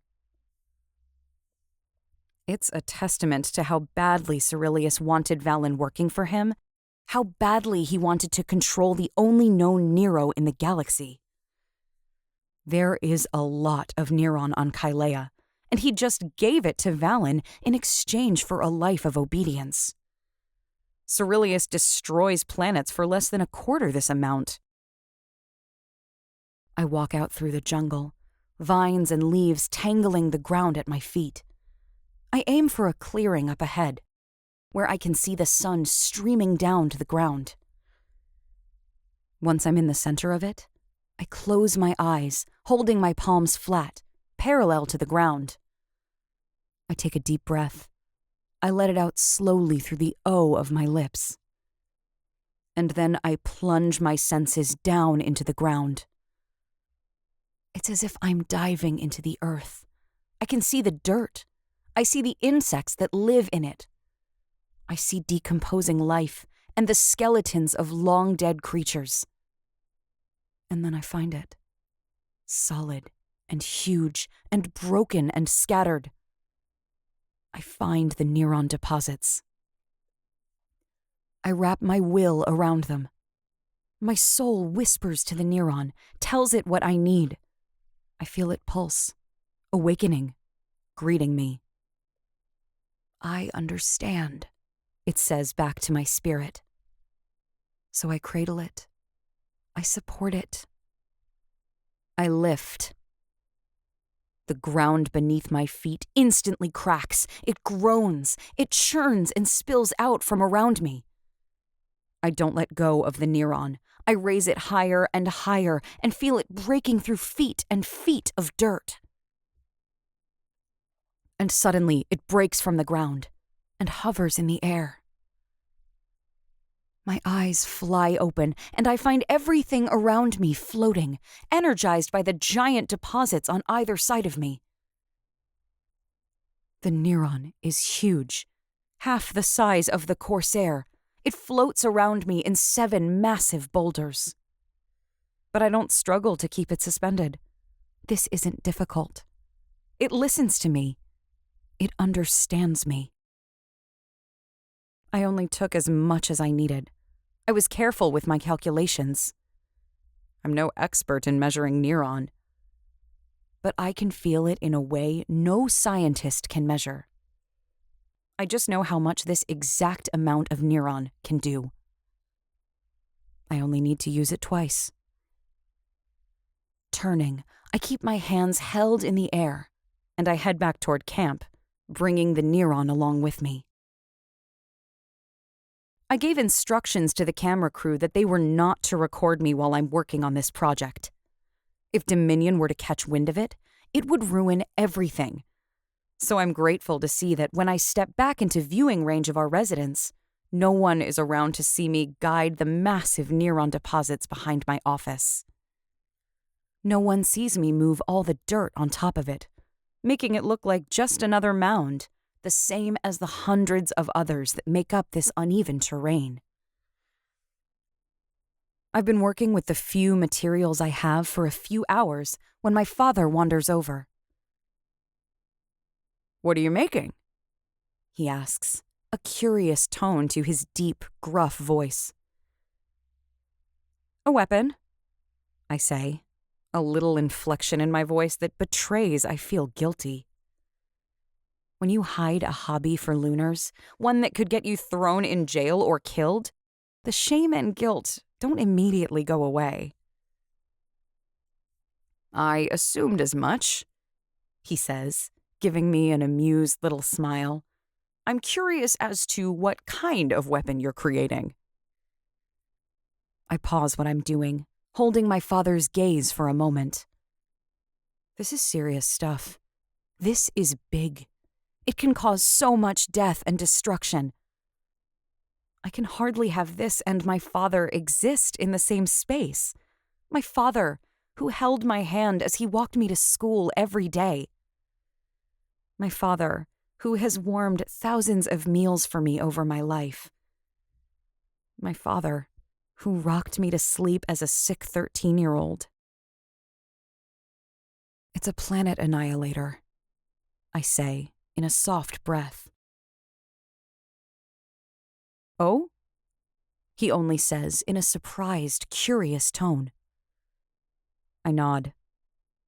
I'm building it so that we can use it to destroy Isroth and the Dominion. This doesn't end if any bit of those are intact. Torin looks at me for several long moments, and I'm not sure how to read his expression. I wish I could get in his head for a few minutes. I care what he thinks of me. This man is my father, biology or not. I want my father to be proud of me, and I've caused him too much worry in the past. I'm curious to see your designs, he finally says. Do you mind if I take a look? A smile actually spreads on my face. Please, I say, getting to my feet and ducking into the office for a second to retrieve my holotab. I'm curious if you find any flaws. I get back to work while my father looks over my design. He takes his time, a whole hour of it, looking it over and over again. He doesn't say anything, doesn't ask any questions during that time. He understands this kind of stuff. This is his field. I've been working for a few minutes at least before I finally realize my father has been watching me. My eyes widen a bit as I look up at him, sitting up straighter. What do you think? I ask, nervous and excited. Slowly, a smile grows on his face, creeping through his black and silver beard. He shakes his head just twice. It's brilliant, Nova. A smile spreads on my face, and my heart flutters. You really think so? He nods, still smiling gently. I've heard the stories over the past solar about how incredible your work is, your weapons. But this is the first time you've given me an opportunity to see it for myself. You're incredible, Nova. Just like I always knew you were. I'm so sick of crying, but I can't help it. Emotions fill my eyes as I climb to my feet and go to wrap my arms around my father. You're going to change this entire galaxy, he says softly into my hair. You're going to lead us into a new age, a better one. I try to smile, even though his words overwhelm me, so I just hug him tighter. And then, like a vibration in my brain, I feel the connection between Valen and I open. We're on Isroth. Valen's voice comes through, clear as day. I step back from my father, my eyes losing their focus, falling to the ground.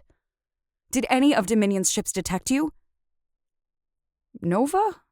My father asks in concern. What? I shush him, holding a finger up to my lips. Valen.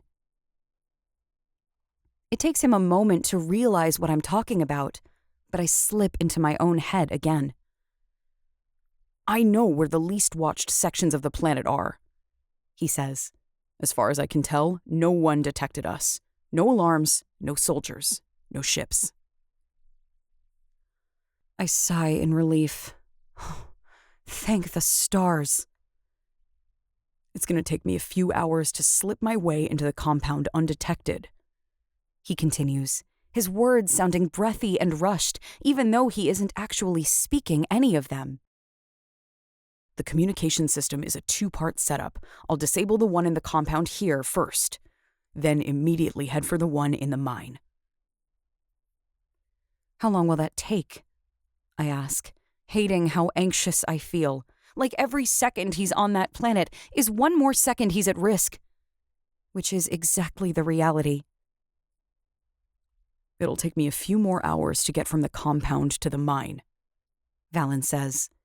I'm sure it will be tomorrow afternoon before I can disable it. I let my eyes slide closed as I let out a breath. That feels forever away. Be careful, I say. Please don't take any unnecessary risks. I need you to come back in one piece. I promise, he says once more. I love you, I say, feeling his urgency, knowing he has to go. I love you too, he says. And like the wind, the connection floats away and he's gone. Everything okay? My father asks, a deep furrow of worry between his eyes. I press my lips together for a moment, nodding. He's on Isroth now. 9. The faces and images won't stop flashing in front of my eyes. Screams, war, exploding ships, crumbling planets, blood, death. But amidst the chaos, I hear this ringing sound, like crystal struck just the right way. Through the chaos, I turn. My eyes search through all the insanity, all the death and war. And I find myself engulfed in brilliant, blinding white light. There are these waves everywhere, as if they're frozen beams of light. But none of them are straight. They weave in and out, curving, ducking, rising. The strands of white light engulf everything around me. I can't tell where I am. The space that surrounds me is impossible to make out. But as I turn, searching for answers to where I am, I suddenly find myself face to face with a figure. They too are blurred in a way, as if somehow they exist out of focus. I can tell it's a man because of his height and width, but his facial features are undetectable. He's frozen in an extraordinary position. One foot is in front of the other slightly, his knees bent a little. His hands are extended, his fingertips splayed wide. I can see that his mouth is open as if in a scream or yell. I back up, utterly confused, wanting to return home. But I bump into something completely solid. I whip around and stagger back 4 steps. There's another frozen figure, this one obviously a female. She's entirely engulfed in that frozen light. Her expression is filled with utter fear and grief. She too is frozen in an odd position, one hand extended, taking a step forward. My eyes follow her other hand. It stretches back, and I find her fingers encircled around a small wrist. She's holding on to a child. The child can't be older than 9 or 10, based on their size. I can't distinguish if it's a male or female yet, but I know that expression. They, too, are filled with terror. The breath hitches in my throat, and I realize I have been holding it this entire time. With shaking knees, I take a step back, breaking through those strange strands of frozen light. My heart is pounding. Save them. Something in that racing muscle screams, help them. I reach out, but I don't know what I'm going to do. I don't know what's wrong with them. I don't know who they are. Help us. A thought fills my head, crystal clear, a silent scream. Only you can help us. I stagger back, away from the invisible voice, and my heel catches on something and I fall back. But before I can hit the floor, I jerk up in bed, finding myself in an empty bed, back on Kaelea.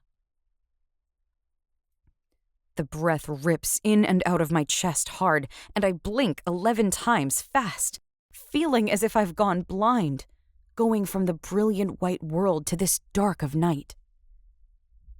In the back of my throat is a familiar, bitter taste. The same taste I've had when I had other visions of the future. I don't understand it. I don't know where that was or who those people were. I can't help them if I don't understand what I just saw. Who are you? I whisper to myself.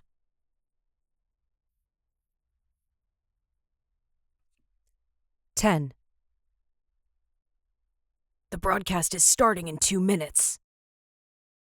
My head jerks up from what I'm working on. Zane walks across the field that stretches between here and headquarters. He's pale, and doesn't look like he's eaten anything since Nimia left 2 days ago. Come on, I say, standing and heading into the office.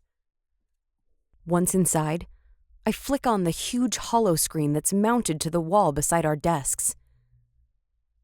Zane taps and clicks and gets it to the right place, which has a countdown of 90 seconds.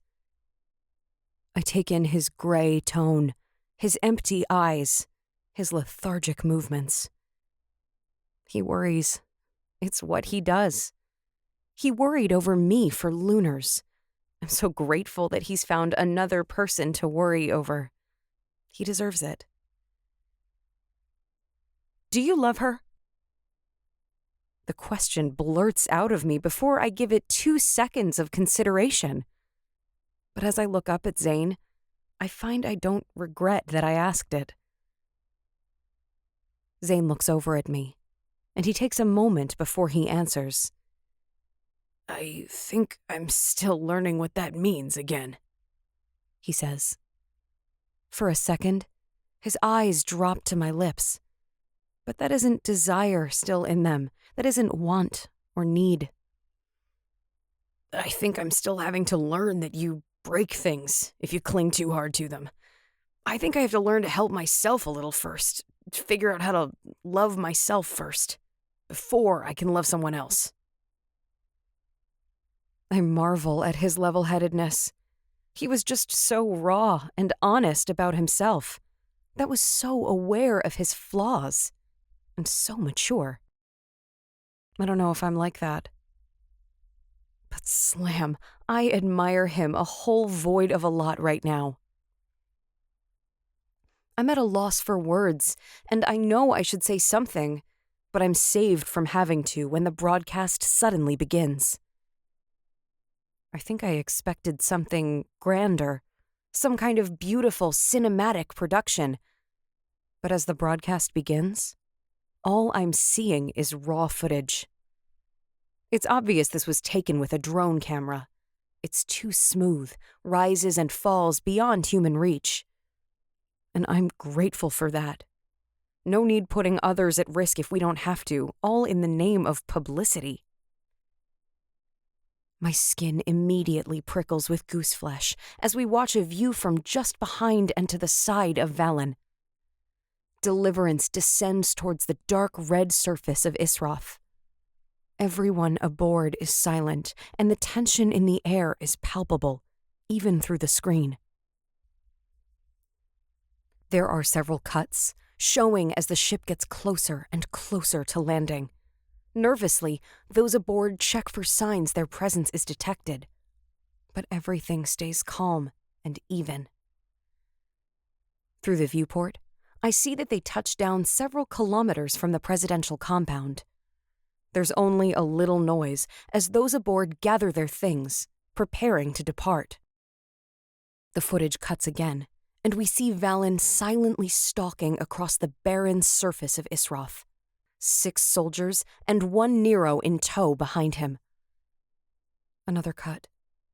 More trekking. Another cut. Weapons raised at the ready. There is Neron swirling around Valen's hands, ready for anything and everything to go wrong. Another cut, and they're only yards away from a back entrance to the compound. Another cut, and we watch as Valen slips inside, silent as a ghost.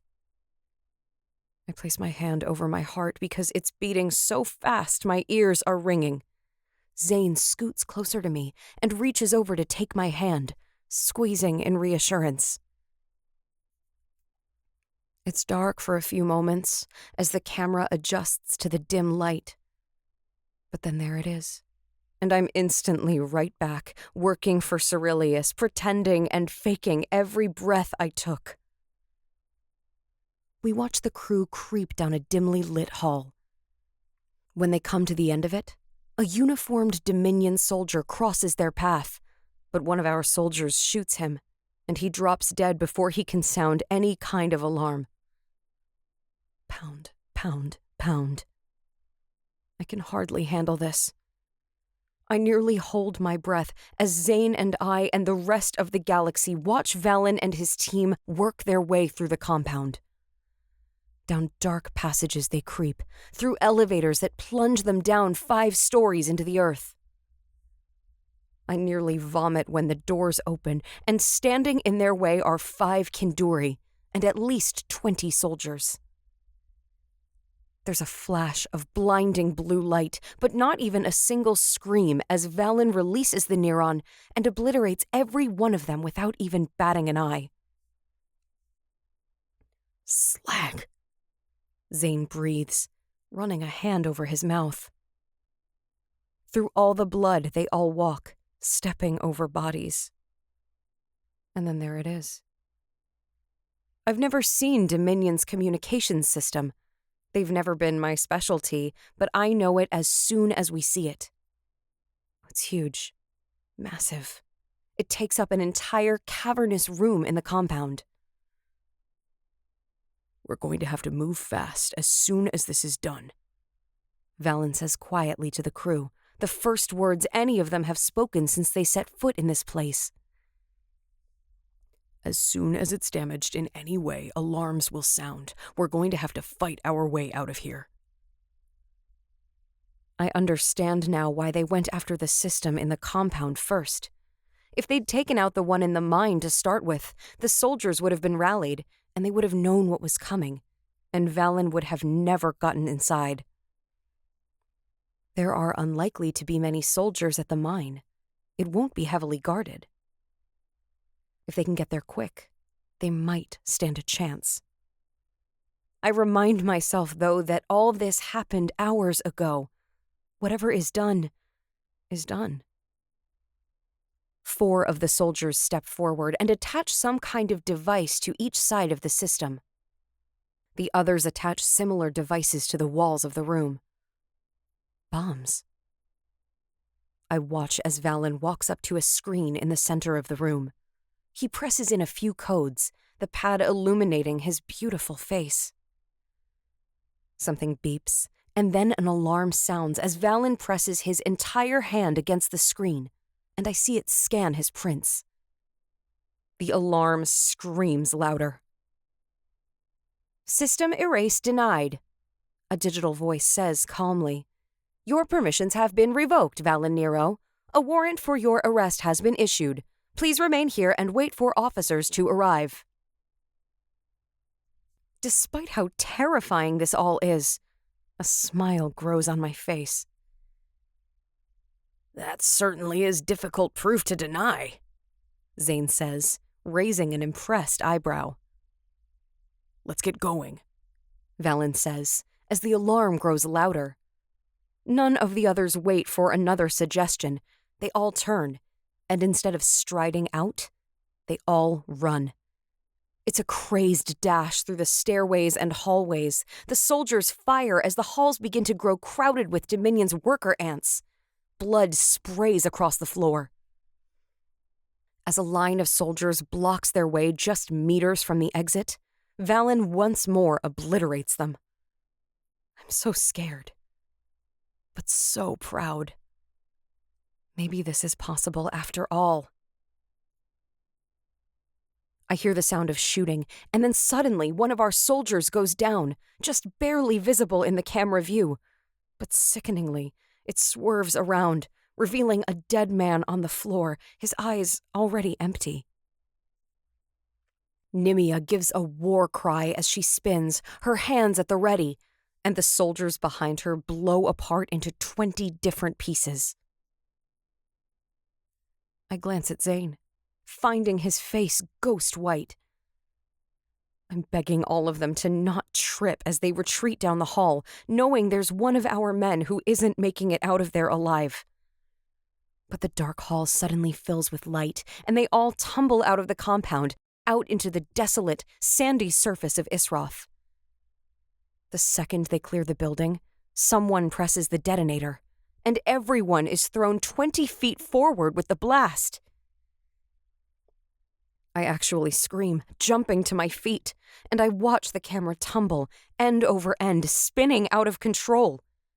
Everyone lands in a heap, and there are moans and groans of obvious pain.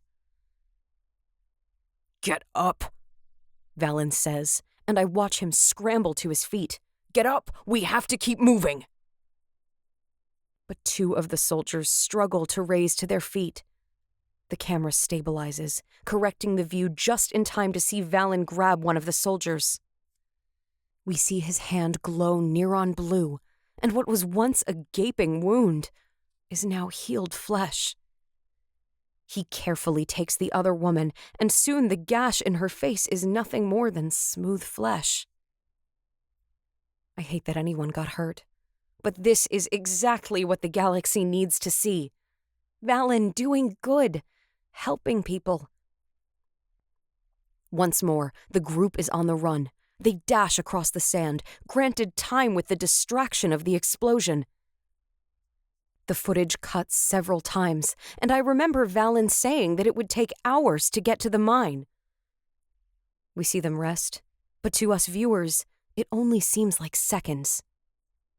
We see the sun beginning to fall as they get further and further from the compound.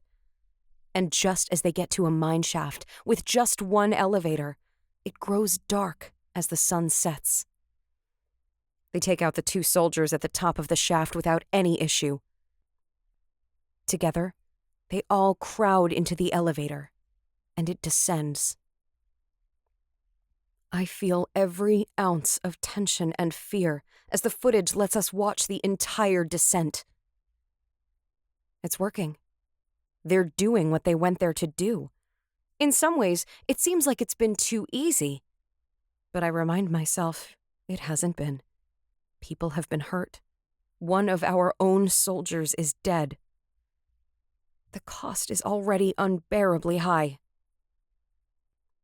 They all seem to let out a collective breath as the doors open, but it only lasts a fraction of a second. There are 5 soldiers down in the mine.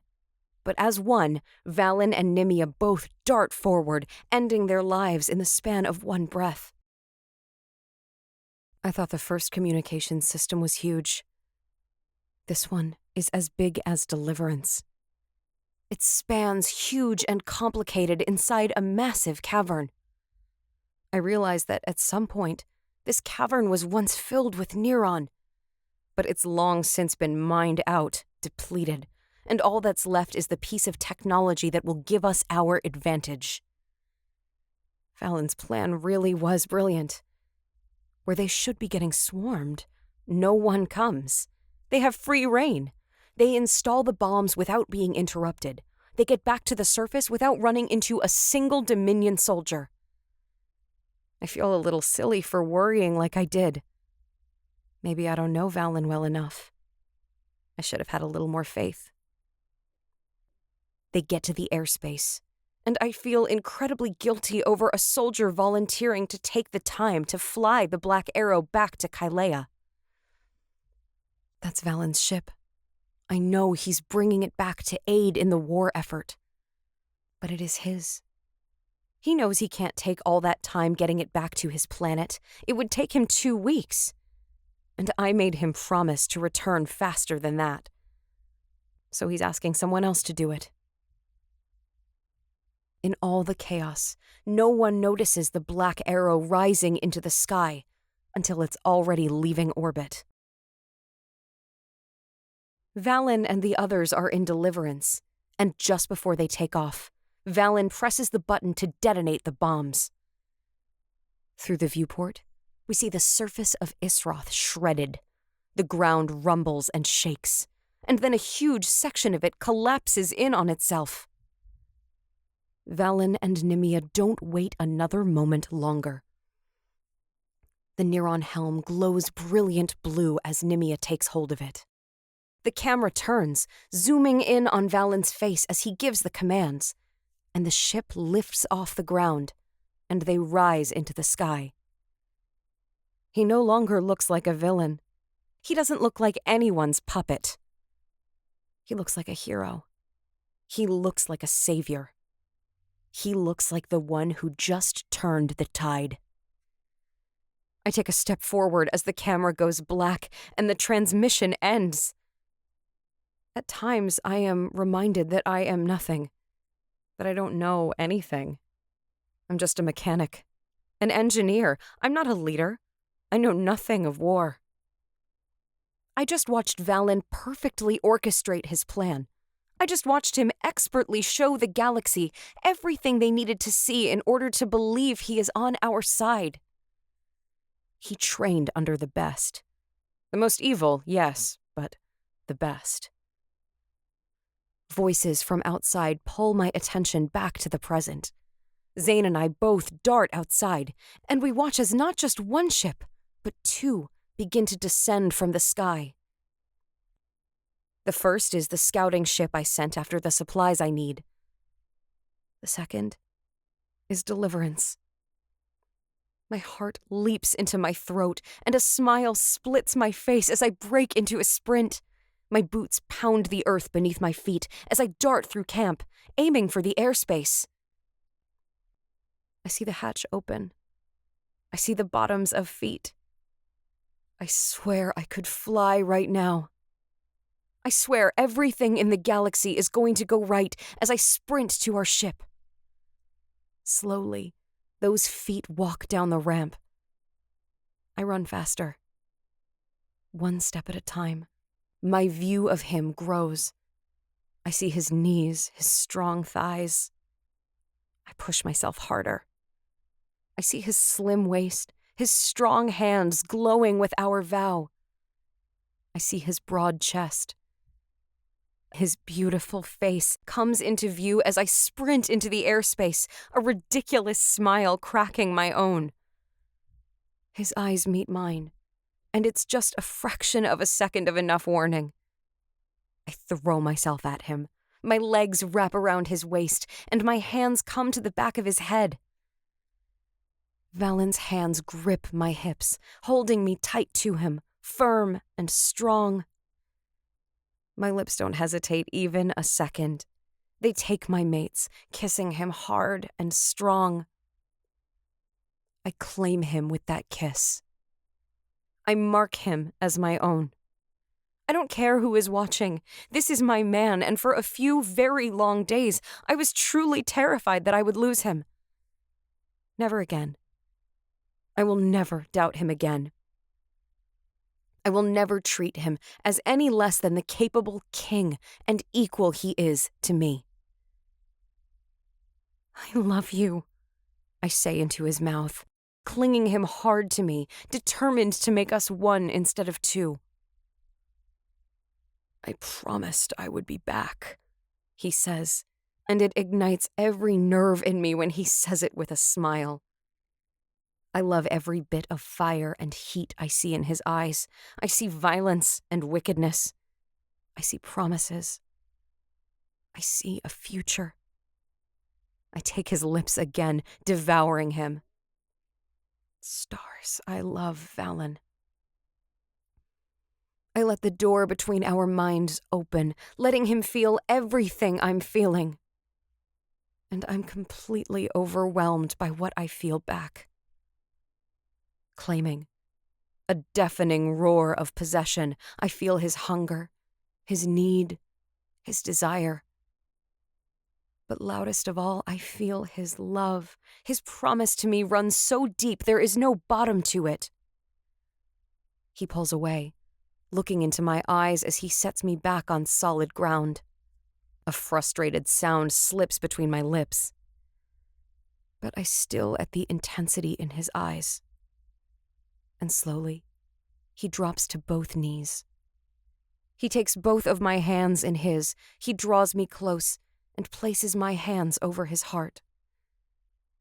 My own calms, and the world around me suddenly feels very still and quiet. I stare into Valen's eyes, and once more, I'm living through every bit of the future, marveling that we're in this moment, in the present. Nova, Valen breathes, never breaking our gaze. I never thought I could be the man I am now. I didn't even know this version was a possibility for me to dream of. But you brought me here. We fought for this. We changed the future. A small smile grows on my lips, and I could swear I'm glowing. My heart is so light right now. You are my equal in everything. He breathes. You are everything. I swear I will be at your side every moment of that future we saw together. He presses his hands tighter over mine, pressing my palms hard against his ribcage. I feel his heartbeat in there. It's steady. It's so calm and confident. Nova, will you be my wife? The Neron that hasn't stopped glowing in our veins since we made our vow pulses brighter. Blue and white and brilliant, we glow. And I see the Neron in Valen's forearms rising up, creeping up over his elbows, sneaking into his biceps. Will you be my wife? Wife. Wife. Yes. The word barely escapes my lips before I take his once more. My hands wrap behind his neck, and I feel the Neron in my own body expanding as I claim the man who will soon be my husband. The future. We're living it. We're creating it. We changed it. I cup my hand around Valen's jaw, looking into his eyes. I love you, Nova. He breathes, tucking a lock of my hair behind my ear. I'm glowing. Literally, all the Neron in my body is pulsing, brighter and brighter. I feel electric. Valen shines just as bright. I love you too. I swear. My body relaxes. He's okay. Everything went okay. They did what they set out to do. It's actually the silence that pulls me back into reality. I look around and find nearly 24 people gathered around us, witnessing our engagement. And Bardek stands there, glowing and smiling like a madman, his camera capturing every moment. Publicity gold, he says, shaking his head and smiling like we've already won the war.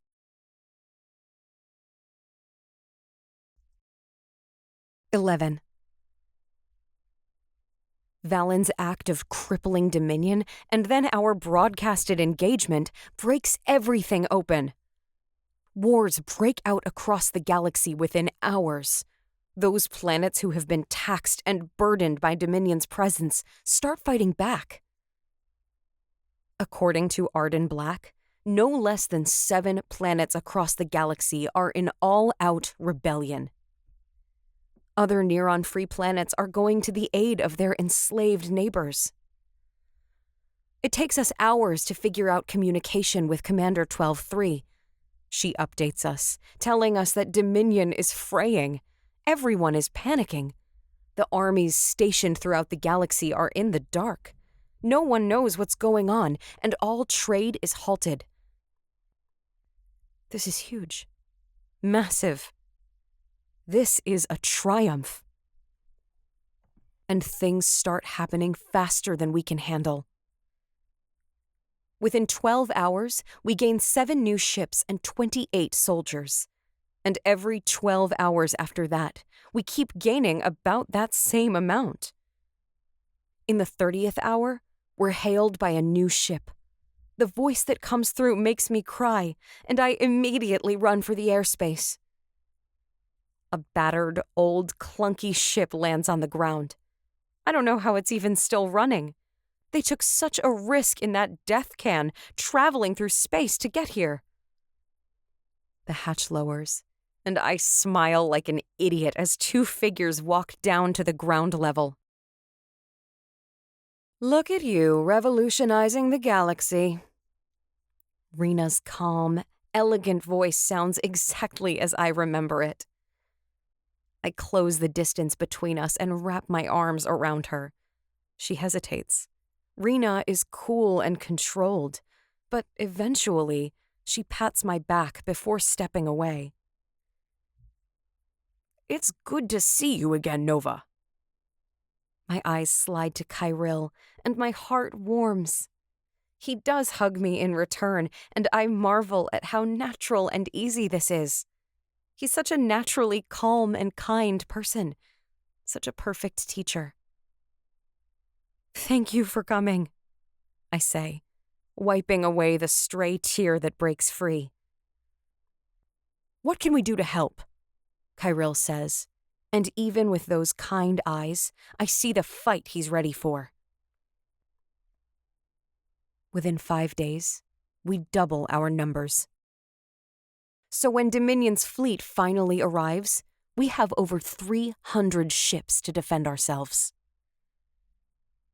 I can't just stay on the ground while everyone else is up there fighting, I yell, slapping my hand on the table. The War Council glowers back at me, but they do not calm the heat in me. I asked them to come, I say, seething with annoyance. What the void does that say about me if I let them go up into the line of fire and I just hide down here? This isn't just about you, Nova, Lazarus says between clenched teeth. All those people aren't here just because of you. They're here because they believe in this. They believe in ending Dominion. But you are the face of their hope, of this revolution. You are useless up there, but you are essential down here. My mouth snaps closed, and he may as well have slapped me when he called me useless. He's right, Andreas says, his arms crossed over his broad chest. None of us expect you to be up in the sky fighting. That's the reason we're here. You needed fighters, and we're your bodies. You have to give courage to those on the ground as well, Harp says. Not everyone is going to be up in the sky. Not all the soldiers will be in the fighter ships. We still have the cooks down here. We have the mechanics. There are dozens of others who will be down here watching what's happening up there. The people watch you. They need someone to look to during this fight. I let out a hard breath through my nose. I feel like every single muscle in my body is pulled tight, ready to snap. Valen reaches over, taking one of my hands. My eyes slide over to meet his, and I see him pleading for me to keep calm. I hate this. I hate feeling like I'm sending all these people into danger because of my vision. But I can't win everything. I have to be a part of the team. Fine, I say, in an annoyed huff. Without another second wasted, every single person on the War Council walks out, headed to their crews and ships. There isn't a moment to be spared. Valen presses a kiss to my forehead before letting me go and stepping up to the table, pulling on a headset that will allow him to see everything happening in the sky. He's directing this whole counterattack. I'm useless right now, as they've all so clearly pointed out. I stalk out of the cave and aim for my office. Dad, I need you, I say into my Connect link. I also call Edan and a few others, barking for them to meet me at the office. I need to distract myself. and I have something of vast importance to work on in the meantime. So while there are hundreds up in the sky shooting at each other, while dozens of ships crash all over the surface of Kaelea, I work with a team of 8 others, building the Annihilator. The ground shakes as another ship crashes to Kaelea's surface. I hear rocks flying. I hear the groan of metal breaking apart. "Dominion ship!" Valen's voice calls from my connect link. In my head, I run the tally. We've downed 37 Dominion ships in the last 29 hours we've been fighting. Dominion has taken down 21 of our ships. That's roughly 50 people we've lost. 50 lives that are over. Ended. The guilt I feel over each of those lives lost is nearly enough to cripple me into the fetal position in my bed. The only thing keeping me sane is knowing that this weapon will end the war. I don't sleep. I don't eat. I work non-stop while the war rages above my head. I've never worked with a team of more than one other person before. I marvel at how quickly things go with so many hands. With my father's effort alone, the work is going twice as fast. With other skilled workers who have experience in mechanics and simple engineering, it's coming along so quickly. By the time we get into the 4th day of war, it's complete. All that's left is to affix it to deliverance. Exhausted and somewhat delirious after so many days and nights of no sleep and intense focus, I crawl into bed beside Valen for just a few hours of rest. Lazarus has taken over command in the interim. "The weapon is finished," I say, as I lay my head on Valen's chest. "We'll have it ready to fly out of here within 24 hours. "I think we can end this battle in 4 days," Valen says. I've never heard him sound this tired. He's hardly even awake. I nod, barely conscious myself.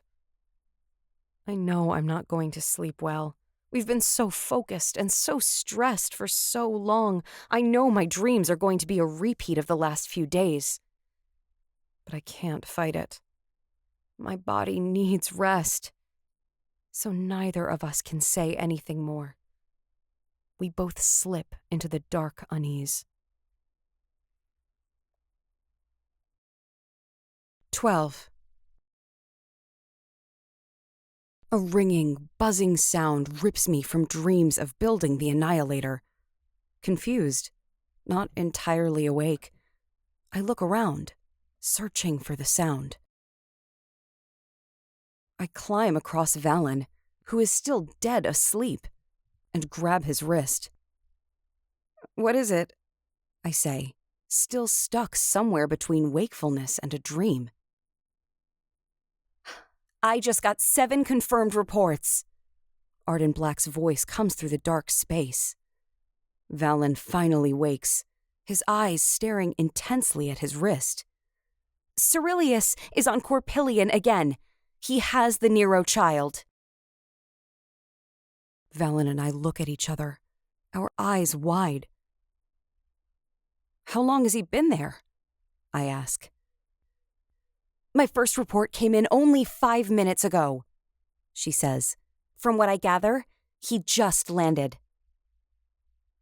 "Thank you," I say, sitting up in the bed. "Please keep us updated if you hear anything else." "Of course," she says, and then she's gone. We have to keep our communications quick and short for everyone's safety. I'm getting dressed, even though my brain still hasn't processed a plan of action yet. Valen gets back in communication. 12:03, he says as he too gets up and begins to get dressed. "I was just told Cyrillius is on Corpillion with the child." "I just heard that too," she says, "and I just got word that he mobilized dozens of our ships recently. There's been a lot of activity around Isroth. But none of them ever landed, Valen questions. No, she answers simply. I really, really don't like the sound of this. You don't know anything more? I'm sorry, I don't, 12-3 responds. With our communication system destroyed, I'm mostly blind here. I nod, even though she can't see it. Do you think this is a trap? I ask, as I wind my hair up at the back of my head.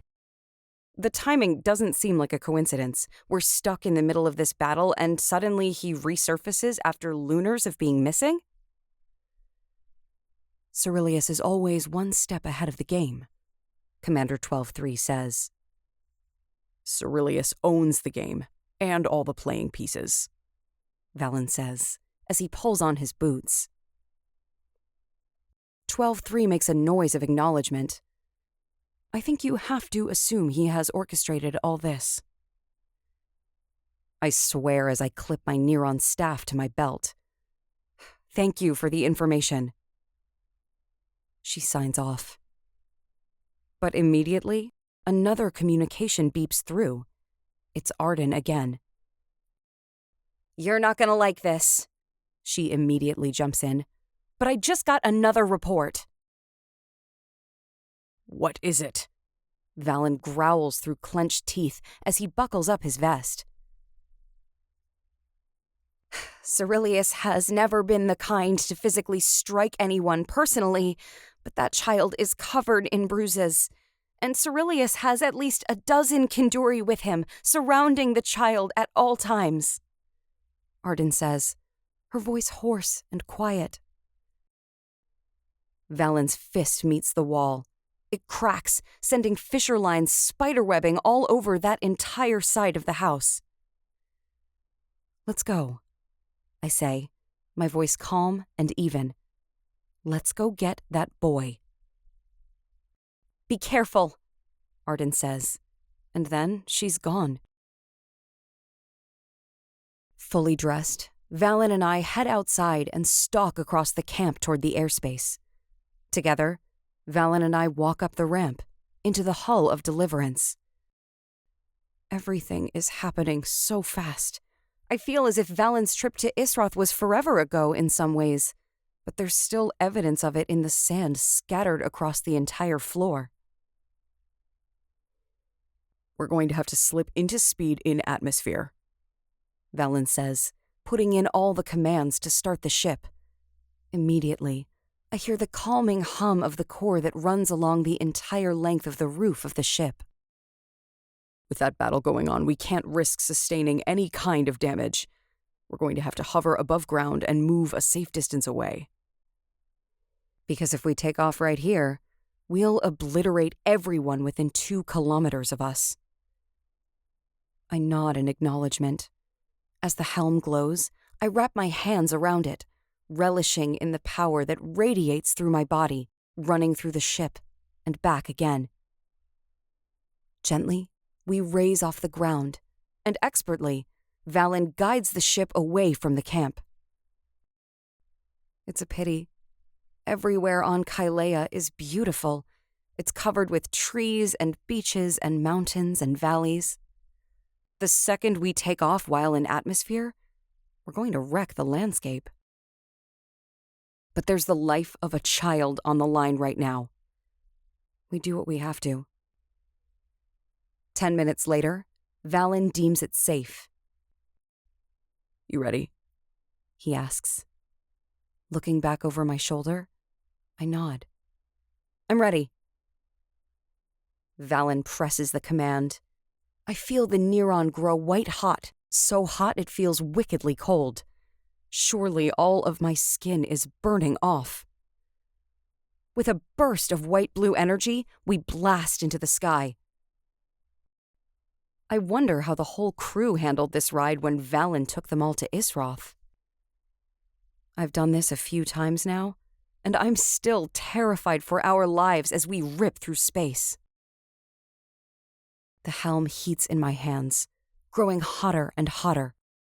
Just when I think it's reached its peak, the temperature spikes even more. I feel like my flesh is going to peel off my bones.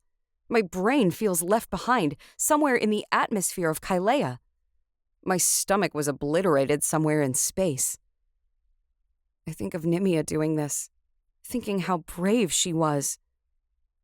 And just when I feel like I can't breathe, when I'm just a handful of atoms floating around inside this ship, there's a pop, and my stomach lurches when we drop to normal speed. Like a slam miracle, we rocket from the K sector to the U sector in a matter of minutes, instead of the 6 lunars it should take us. I take a gasping breath, standing straight, my fingers still curled around the helm. Glowing before the viewport, huge and round and gray and blue, is Corpillion. I haven't been here in over a solar. The planet that I thought was my home, the planet I resented, and then the planet I mourned over. "Welcome home," Valen says. I shake my head as I look at it. "This isn't home," I say. "It never really was." Valen doesn't say anything to that, and I love that he doesn't. He understands, and he knows how I feel. He doesn't need to reassure me, because we've both found home, and that is with each other. Valen taps his controls. "Cyrillius is on the northern hemisphere," he says. "He's headed for one of the mines." "Let's do this then," I say, adjusting my grip on the helm tighter, and we begin to descend into the atmosphere. Corpillion is the most vertical planet ever. We can't just go sailing through the nearly non-existing streets in Deliverance looking for Cyrillius. This is my part of the city. I know this place. You get everywhere on foot. So I direct Valen to a specific rooftop, one I'm very familiar with. Without setting any alarms off, without triggering any attacks, we smoothly set down on the roof. While the ship decompresses, I take Valen's hand in mine. "So what's the plan?" I ask, my nerves finally hitting as I realize how difficult this is going to be. "Find Cyrillius, end his life, take the child," Valen says in hard, clipped words. "Beyond that, I suspect a lot of killing." "Right," I say, nodding just once. The hatch opens and we stalk down it. I head straight for the familiar door, opening it to find the stairs. This will take a bit. This building is 70+ stories tall. My shins are screaming at me, and my thighs are burning by the time we reach the Terra level. Back when I lived here, I used to scale stairs like this without a second thought. But I haven't climbed more than 3 flights of stairs in over a solar. "You used to do this every day?" Valen cringes as we step outside into the smoggy air. "Welcome to Corpillion," I huff as I look both directions down the skywalk. Valen huffs once, dons his mask, and walks faster to catch up with me. The streets are mostly quiet. Where once they would have been crowded with thousands of people, now there are only a few tired and sad-looking workers, making their way to their destinations. "This way," I say, breaking out into a jog. I cut around a building, walking past the shops I once used to frequent, running past the bar where Zane and I used to go for huge glasses of oxygen-infused calypso. Half the planet looks abandoned. Corpillion was never the cleanest planet, but now there is garbage everywhere. Half the windows around us are busted out. Dogs, real dogs, which I had never ever seen on this planet, dash between buildings, sniffing through piles of garbage. The people I do see stare after us with pale faces, their skin sagging and clinging to their frames, as if they're starving. Gone are the white-clothed police people who kept the billions who used to live here from overrunning each other. I have no doubt the politicians who led our planet are somewhere far, far away from here now. They've been replaced by Dominion soldiers. But none of them are out here in the streets. They don't give a slam what the people do away from the mines. It's up this way, I say, huffing as I cut down a city block. I turn another corner and descend down a narrow set of stairs that cuts between two buildings. This wasn't the main way into the mine, but a side route only a few knew of. Between the narrow space between buildings, Valen and I silently slip. It's dark down here, so far down and away from the sun. It smells moist. It smells old. Slag, I don't miss this. We slow as we see the space before us open. Where the opening to the mine used to be narrow, just a single staircase that led down to the side of a building, and then down through a manhole, it's now a gaping maw. The space of half a city block has been cleared. A hole has been carved right into the side of the building the entrance was beneath. It's almost as if they just detonated a bomb, making a gaping mouth that sits wide and ugly. Valen and I peek around the edge of the building, surveying what waits for us. The entrance of the mine has been reinforced with steel supports. I see a massive truck roll out of the mine. All the seams of its hull glow brilliant blue, stating so obviously that it's full of freshly mined Neron. I watch as two more trucks roll into the mine, empty and ready to be filled. There are 9 soldiers watching the entry, deadly Neron weapons held securely at the ready. A crew of 12 workers trudge through the entrance of the mine, their faces white and grim. How do you want to... I begin to ask, but my heart drops into my stomach when Valen simply strides out into view. You get exactly 1 second to decide if you want to walk away or die, he says loudly, even through his mask, which I haven't seen him wear in such a long time. I don't know if they actually think about their decision or not, but exactly half of those soldiers raise their weapons and point them at Valen. Valen raises his hands, already glowing with Neron, and releases dozens of tiny spears.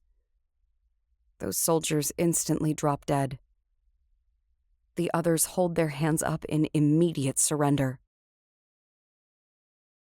The workers give yelps of surprise, backing against the buildings that surround them, their hands up.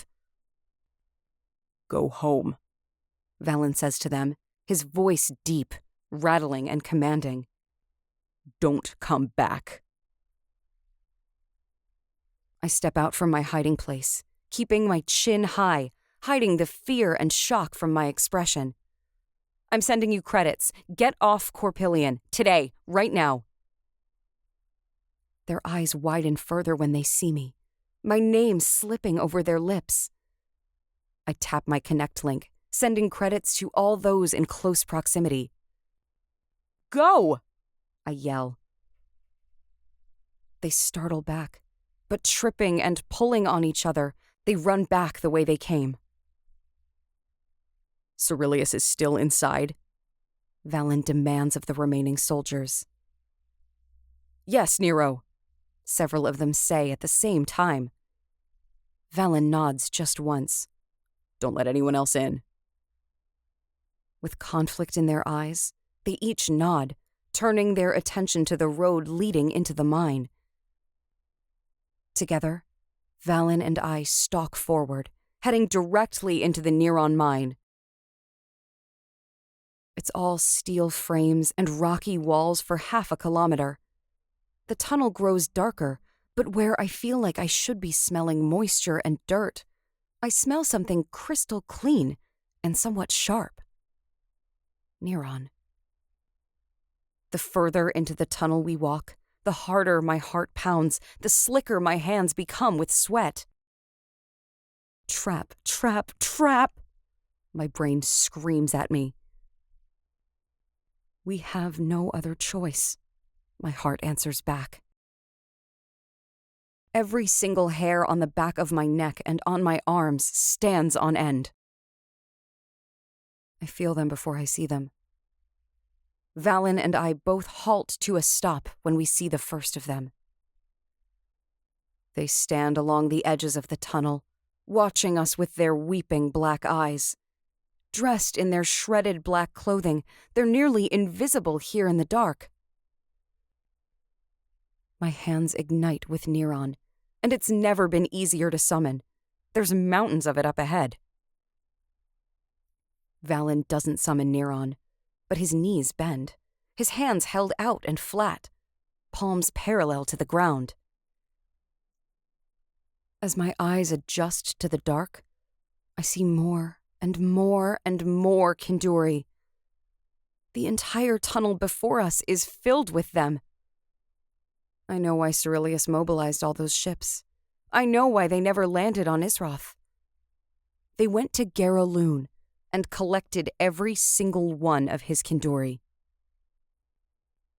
With a shrill scream, the first wave of the Kinduri leap at us. I release my Neron, vaporizing the first 7 Kinduri to reach us with a spray of red mist. Valen whips around, and a shimmer of brilliant blue light slices forward. Another 8 Kinduri drop to the ground, cut clean in half. The noise in the tunnel is deafening. The Kinduri screech and scream. The pounding of their feet on the concrete ricochets off of every surface, making it 100-fold louder.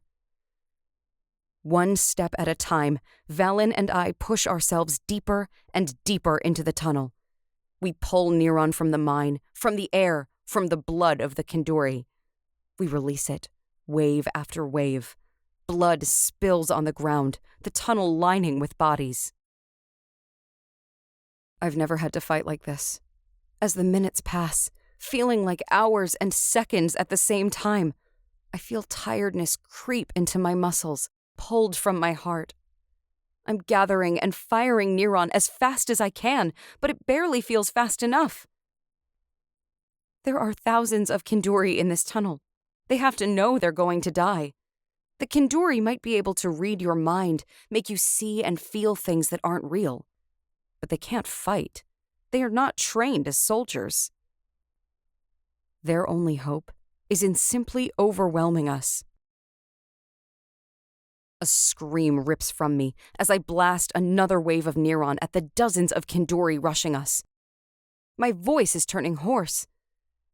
Just as I kill one line of Kinduri, there's another line just behind them, their demented black weeping eyes mad with bloodlust. Valen is beautiful when he's fighting.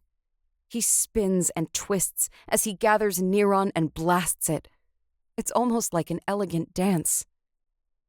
He whips around again, and I watch in wonder as a long trail of Neron whips from his hand, curling wickedly, before lashing out and slicing through 5 men and women as they rush us. For a moment, I look down the tunnel. We're getting closer.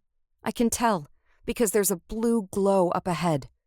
We're nearing the heart of the mine, and I have to believe that Cyrillius is in there, and so is that child. Nova! I hear Valen yell. I twist, just in time to see a Kinduri woman break through and leap at me with her withered black fingers curled into claws, her mouth open wide, her black gums gleaming in the dim light.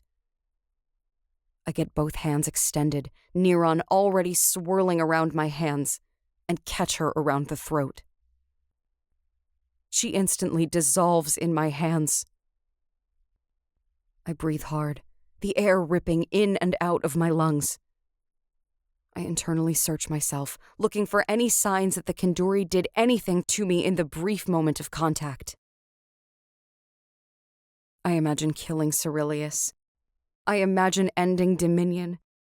I imagine our home on Kaelea and going there to stay forever and ever. I run through a million scenarios in the flash of a second. Nothing. I swear, hating that I don't know if I'm safe or not.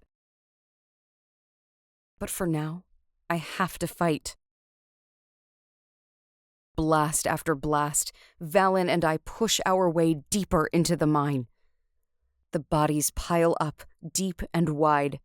Blood is running like a river down the tunnel, toward where I know all the Neron is. I'm tired. I feel my entire body shaking. I'm not sure I can maintain the mental energy to keep summoning Neron over and over. My stomach rolls.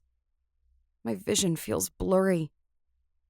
But I keep pushing forward. I keep fighting, one Kinduri at a time.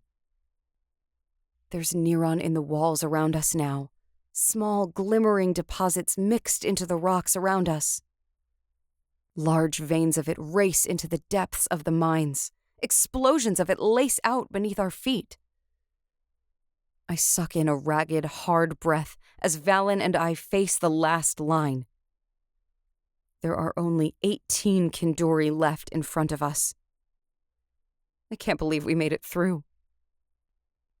We just killed thousands of Neron witches. My knees shake. I can hardly lift my hands. But without a second of hesitation, Valen extends a hand, and tiny shards of Neron break free from the walls and slice through the heads of every last Kinduri standing. They drop to the floor, dead. I collapse to my knees, and Valen catches me before I can hit the stone floor. "Nova," he breathes, his breath warming me. I look up at him, finding his entire face is red, splattered and flecked with blood that isn't his. I don't know when he removed his mask. It must have been lost in the fray. I reach up, brushing my thumb over his cheek, trying to clear the blood, but my hands are covered in just as much. My eyes roll back, and my head lolls for a moment before I find a tiny bit of strength left to write it. "Are you hurt?"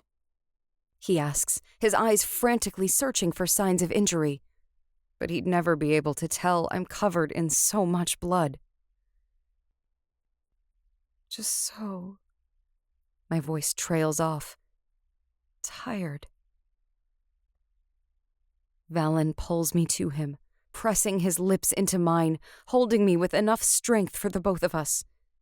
I feel my body relax at his touch, his kiss.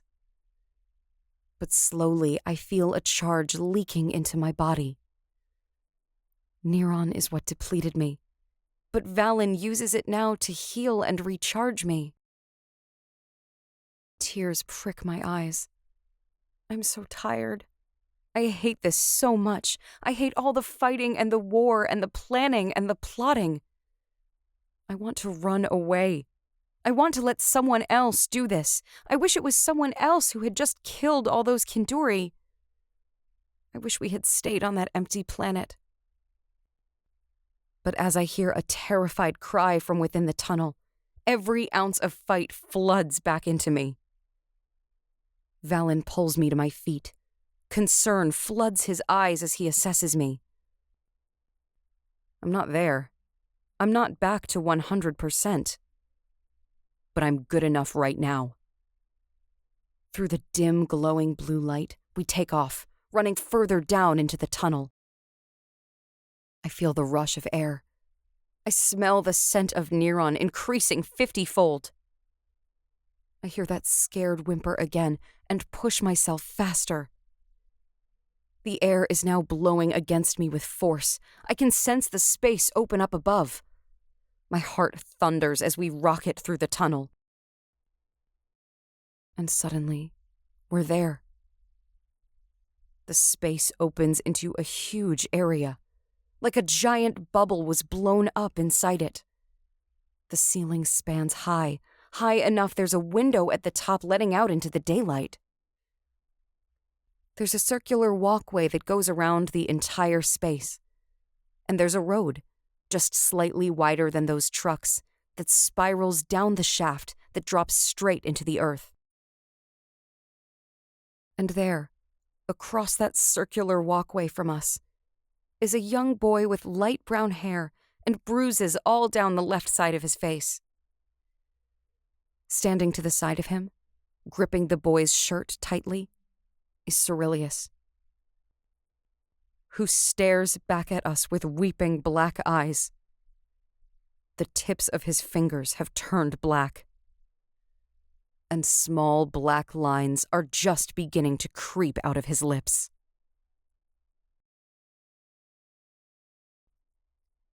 "13.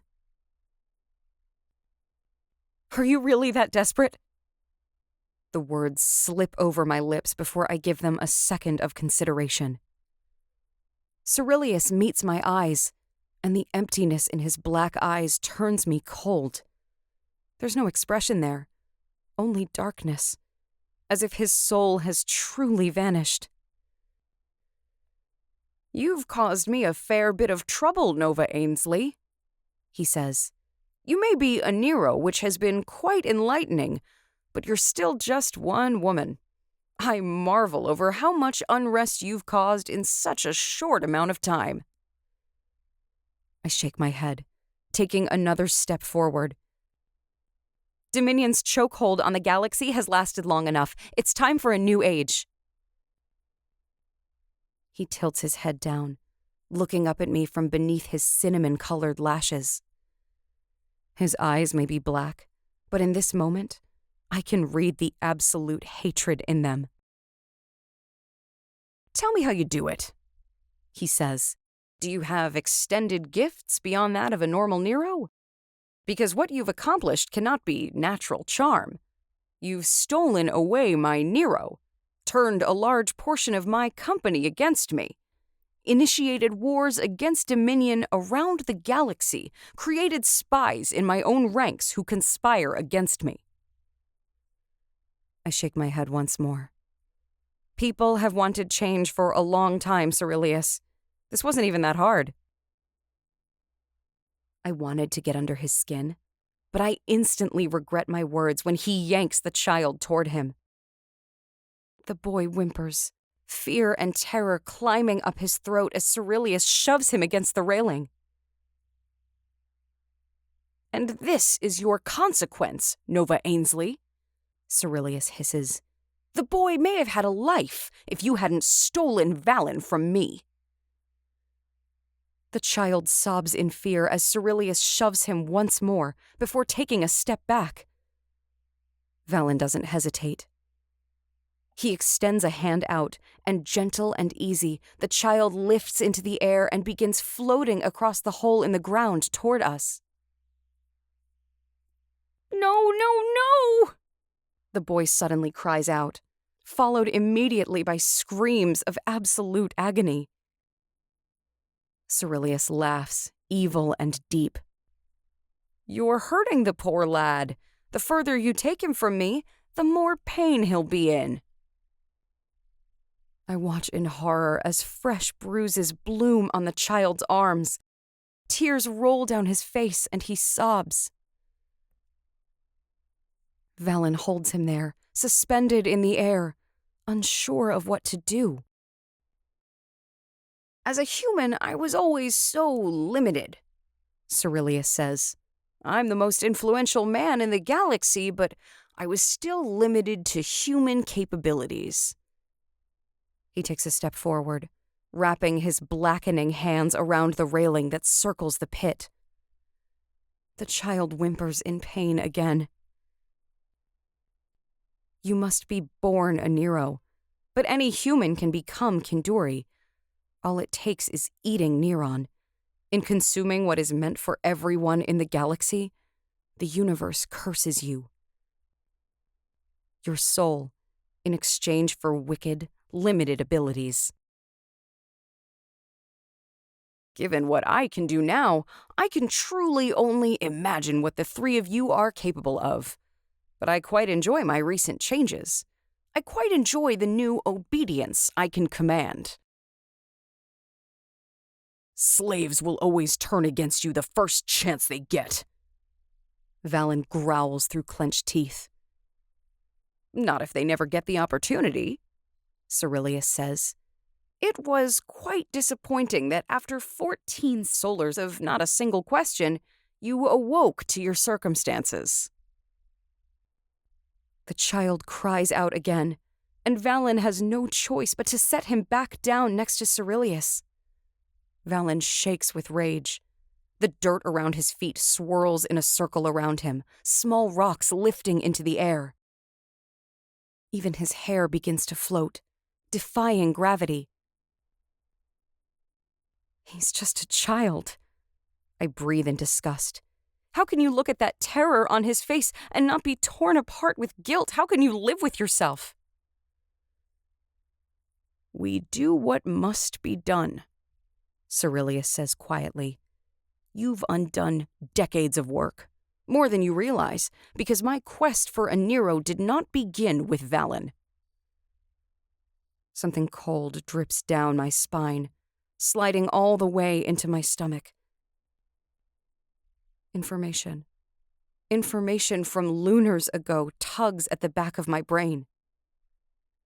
A wicked smile curls on Cyrillius's lips, and even though they're entirely black, the look in his eyes darkens.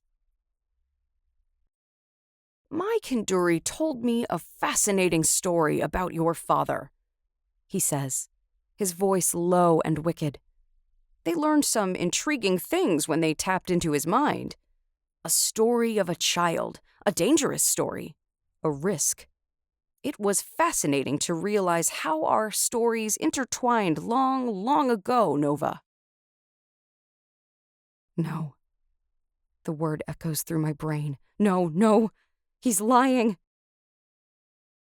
The tales of the Nero kingdom on Glora Quinloon were truly legendary, Cyrillius says.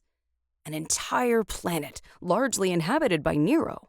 So many Nero they were commonplace, because 10% of the galaxy's Neron is on that planet and its 5 moons. I swear the temperature in the room keeps growing colder. The pit in my stomach grows wider. I'd seen a shift in the first 5 solars I took over Dominion after the death of my father, Cyrillius continues. I'd heard the planets talking. I'd heard whispers of revolution and rebellion. I knew I had to act quickly if I did not want to deal with insurrection. I knew that if I could find a Nero, that it would secure our future for decades. I feel Valen shift a little closer to me, and in my mind, I feel a probing question. Valen has no idea what Cyrillius is talking about. I couldn't wrap my head around my history, couldn't understand a single bit of it. I didn't really want to understand. I wanted to forget it. So I pretended none of it existed and never told Valen the secret my father shared with me. So I set out for the Nero kingdom, Cyrillius says. I hear the glee in his voice. He knows he's twisting up my mind. I made it to the surface, and I found the perfect child, one who was already expressing abilities, even at such a tender young age. My eyes slide closed, even though I know they shouldn't. I shake my head, willing him to stop talking, to stop digging up the past. I nearly made it out of that place undetected. Cyrillius continues his story, his voice dropping quiet and reflective. But then you screamed and your parents fought back. But they were too late. I was in the ship, and we were taking off. Stop, I say, my voice coming out too quiet, too broken sounding. My eyes slide open once more. Cyrillius gives me that devilish smile. He's won. He's done exactly what he intended. He's fully messed with my head. But as we got out of orbit, as dozens of ships came after me, something truly miraculous happened, Cyrillius says, not listening to my pleading. The entire planet, and you, exploded into a ball of Neron fire so intense, it froze. The space is very quiet, and I hear every breath taken. I hear every rush of air that funnels up from that pit. You nearly killed me as a toddler, Nova, Cyrillius says. You caused massive damage to my ship, blew a hole through the side of it, sucking out half my crew members. And you went spiraling out into space with them. I found you, a child floating out in space, surrounded by Neron. My father's words come back to me. It was such an impossible story. It didn't seem possible, not without the knowledge of what had happened before. I assumed you were dead, and I had to cut my losses and leave, Cyrillius says. So I returned to Isroth. I kept an ear to the space casts, waiting for the impossible word of any other Nero being born. Whoever would have guessed my luck in picking one up from the most Neron-free planet in the entire galaxy? Valen's hands curl into fists, and everything around him floats a little higher as Neron begins slowly swirling around them.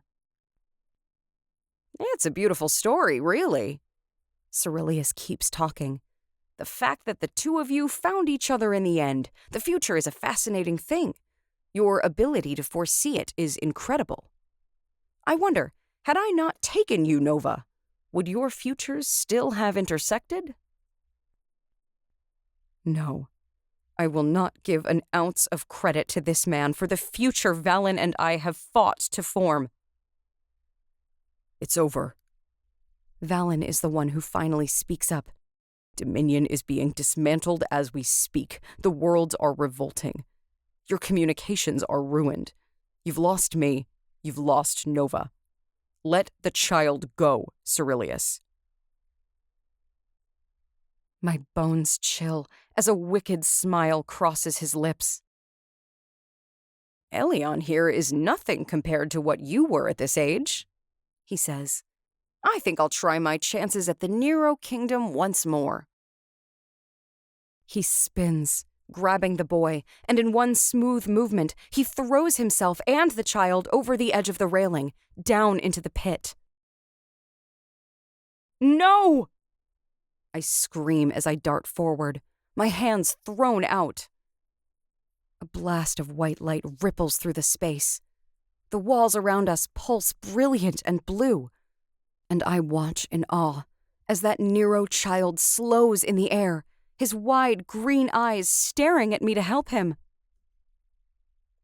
He freezes in the air, suspended in that swirling white light. But down below, I hear the rush of air as Cyrillius falls and falls and falls. Valen dashes forward, looking over the railing. Eyes wide, stunned at the sight of the child frozen in the air, I take one shaking step at a time forward, stopping at Valen's side. Down in the pit, I catch only one glimpse of some kind of ship as it darts down a tunnel. It was waiting down there for him, I say, my throat tight and my voice hoarse. Valen nods. He's pale. Cyrillius is going to escape. I know he is, because he knows that we will tend to this child. He knows we won't be able to help it. Did you know you could do this? Valen asks, looking up at the frozen lights, his expression showing just the slightest trace of marvel.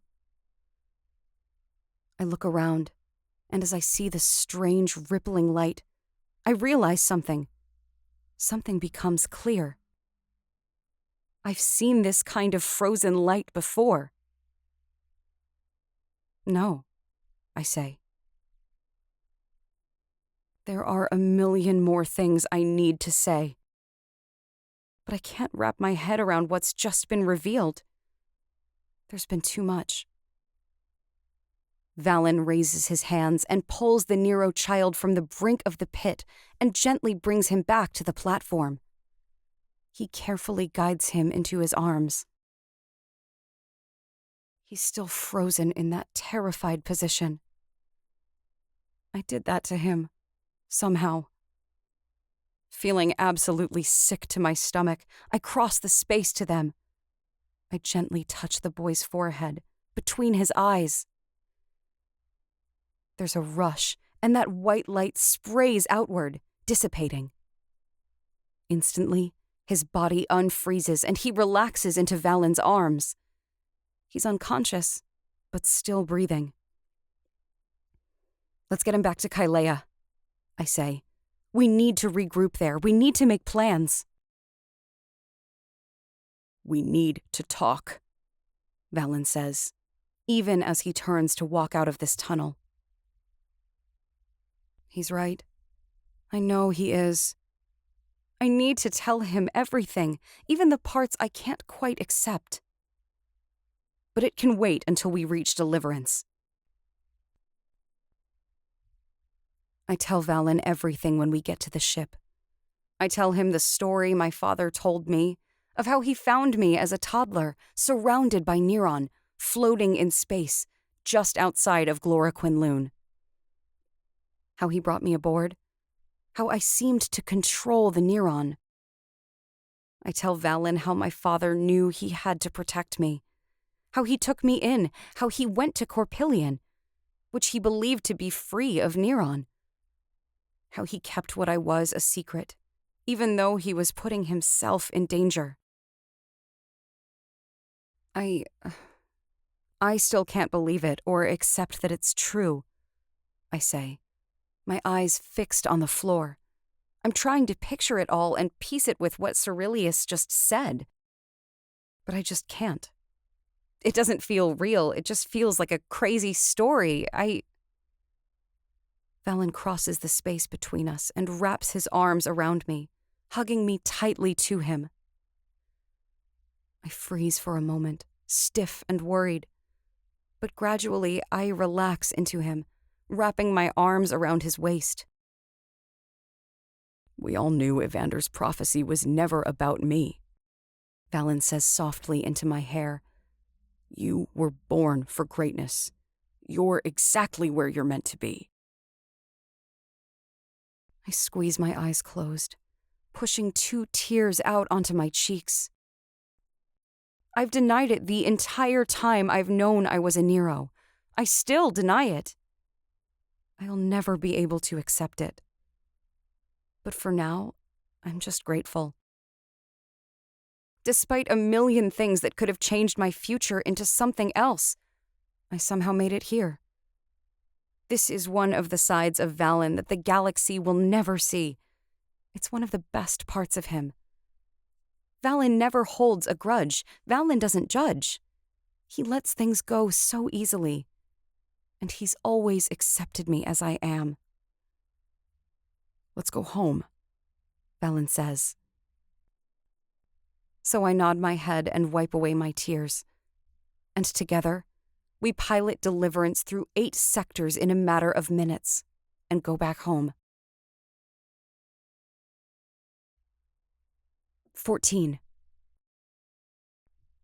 We land back on Kaelea, and instantly dozens of people gather around, anxiously waiting for an explanation. The hatch lowers, and gently, Valen walks down the ramp with Elion in his arms. It's all they needed to see. It's all the explanation they need for our disappearance during such a critical time. I need Nimia and Kyril, I say to no one in particular. 2 people go running off, searching for them.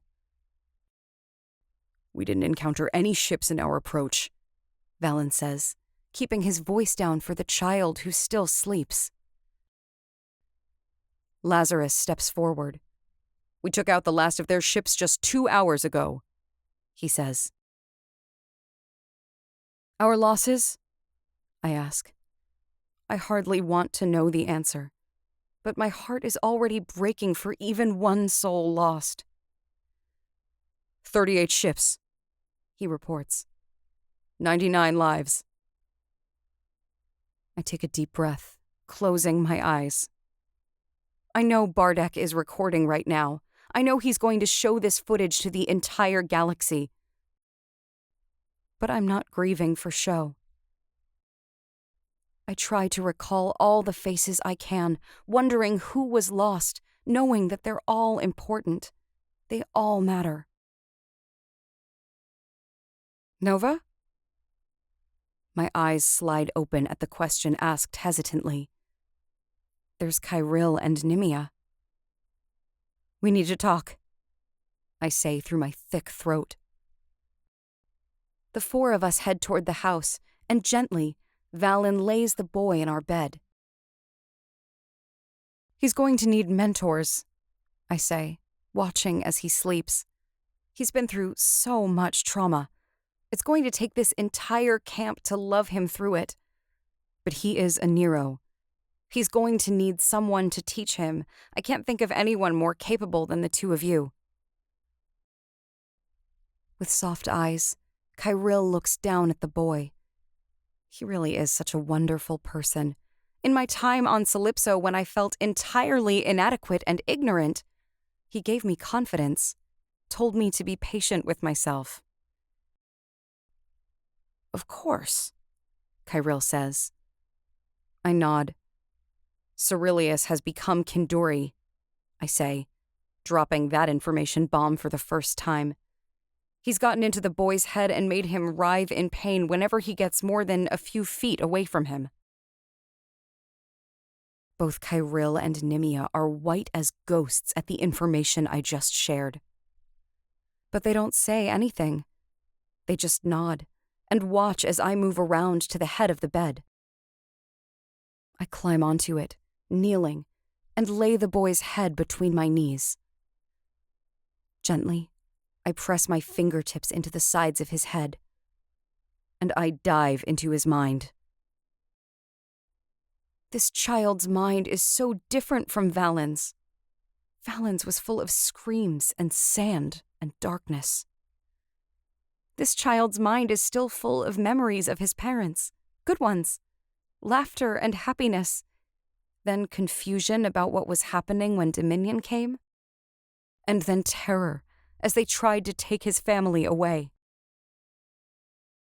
I see it as his world explodes when his abilities manifest. His parents are gone. The building is gone. Hundreds are dead. So much confusion. And then terror as Cyrillius's face comes into his memories. I watch as everything happens in quick flashes of fear and confusion. The transformation of Cyrillius, him pressing his fingers to the boy's temples, the fear that sank into his mind at leaving Cyrillius's side. Trying to run away, but the pain that ripped through his body at the separation. Internally, I swear. This poor child. I delve in deeper, and there I find the black, snarled knot. I picture Neron gathering in my mind. I imagine it swirling and surrounding that knot. And when it feels so strong, stronger than anything in the world, I attack the knot. With a gasp, Elion jerks up in bed, looking around with fear. It's okay, Kyril says, sitting on the edge of the bed, holding his hands out. You're with friends here. You're safe now. Elion looks around, taking in all the strangers. We're like you, Nimia says, surprising me with her tenderness as she kneels on the floor beside him. We're not like Cyrillius. We're Nero, and we're going to do anything we can to protect you. The boy looks so scared, so uncertain. But I see in his eyes as he relaxes. He can feel the difference. We're nothing like Cyrillius. Okay, the boy says, braver than any of the rest of us.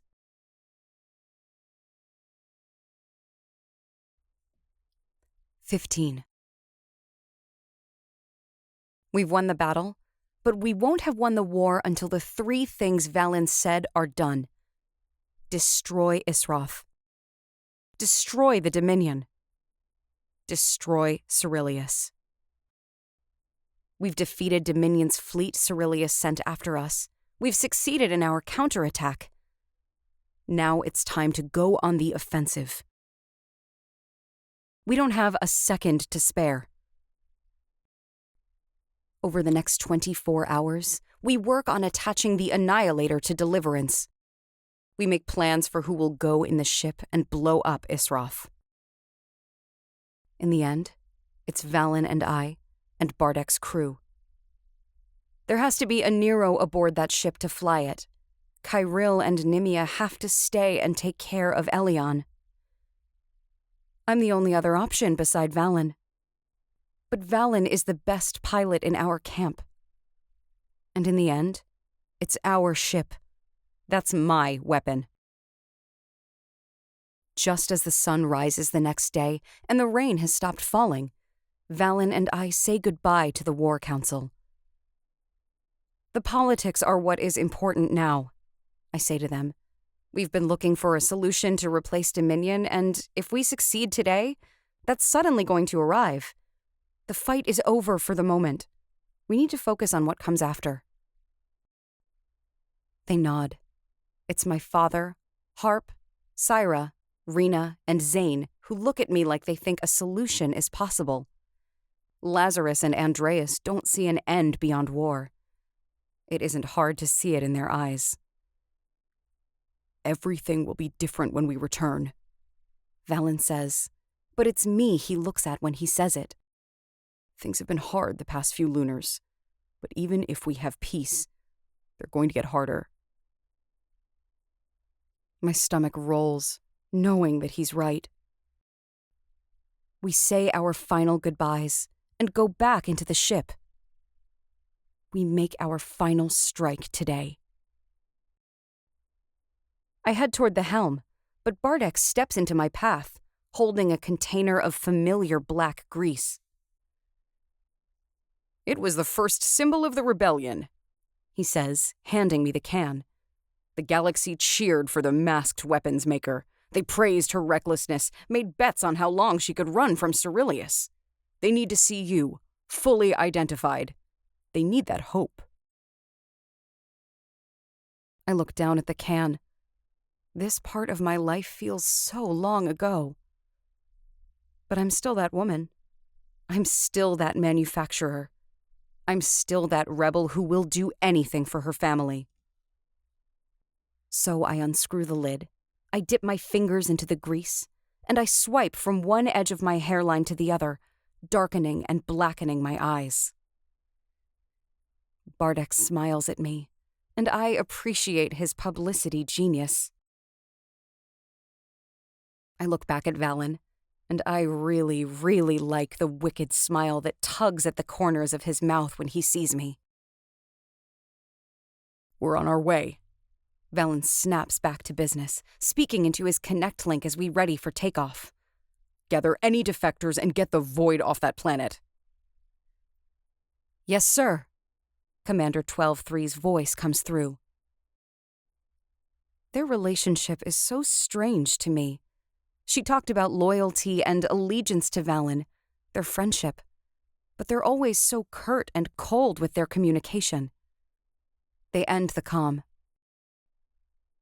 Ready for takeoff, Valen says, pressing in the commands. With a nod, I wrap my hands around the helm. With that familiar heat, it glows brilliant, and we lift off the ground, and moments later, we rip into the sky. I marvel as we punch through space that we have this ship. It's changed everything. We're able to travel such great distances in a matter of minutes when it should take us lunars. We probably never would have found Elion without it. Valen never would have been able to prove his allegiance without it. We would never be able to surprise Isroth without it. We'd never catch up to the Dominion without it. Approaching Isroth, Valen states just 80 seconds later. There's that sucking pop sound, and we instantly slow. I grip the helm tightly to keep myself from being thrown to the ground. And there it is, big and red-black. I hate that planet. I hate everything it stands for. I hate everything that happened on it. I hear a buzzing sound as Bardek's cameras take off into space to record every moment of this. How long until you're in the air? Valen calms into 12-3. We're just about to take off, she immediately replies. I had told them to be ready to go at a moment's notice. Give us 2 minutes. She cuts out. Valen, I say, as I look out at the view before us. A ship already in orbit is spinning around, and I see its firearms heat. Neither of us wait a moment. Valen banks the ship, and I take over the firepower. I hear the concussion as their shots hit our shield. With a wretched scream, I swerve the cannon around, trying to lock in on the ship. I make the weapons. I don't fire the weapons. I blast out 7 shots before I finally make contact. They explode into a fiery ball. Well, they all know we're here now. I huff as Valen skirts around again and another 3 ships head our way, firing instantly. I fire off shot after shot, missing 80% of the time. Apparently, I'm not very good at this, in addition to being a bad pilot. All I'm good for is controlling the Neron. No wonder Lazarus said I'm useless up in the sky. I give a yell of excitement as I make contact and blow up another ship. Thanks to Valen's excellent defensive flying skills, we don't take even a single shot. That's 12-3 coming up on our right, he says loudly over all the noise and alarms going off. Don't fire on them by accident. I laugh at myself, firing another volley of shots at the ship coming at us. It explodes with brilliant flames. Getting into position, Valen says, breathing hard in the moment of reprieve. I dash to the temporary controls we installed. Commander 12-3, are you clear? Valen asks over the comm. We're a safe distance, ready to follow your stream, she responds in her cool, even tone. Here goes, Valen says, looking over at me. A control beeps that we've settled into the ideal position. My heart stills as I look into Valen's eyes, my finger hovering over the control. After everything, we're changing centuries of oppression. Here, with one press of a button. A wicked smile crosses Valen's face, and I can just imagine the sweet justice this feels like. So when he nods his head, I press it.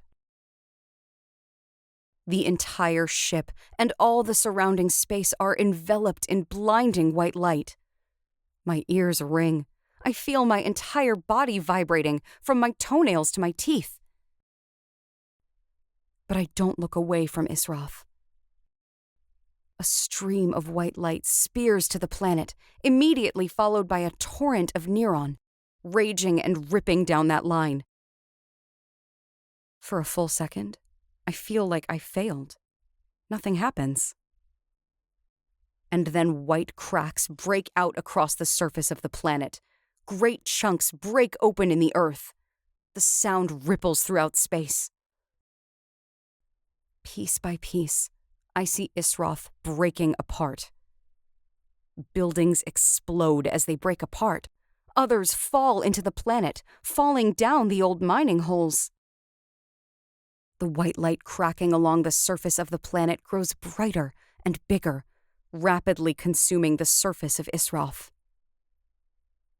We need to get out of here, Valen says, and I detect a hint of fear in his voice. As I see the planet begin to dissolve, I know we need to move. We swing the ship around, pointed out and away. But as we swing, it brings Garaloon into view. In horror, we watch as it gets sucked toward Isroth, pulled by the rapidly deteriorating gravity of the planet. Down and down it is pulled. As soon as it hits what remains of this planet, everything is going to explode. "Get in position, 12-3, Valen says loudly as he punches in the commands. I dart back to the helm. "Taking off in 5, 4, 3. I feel a ship lock in behind us. 2, 1.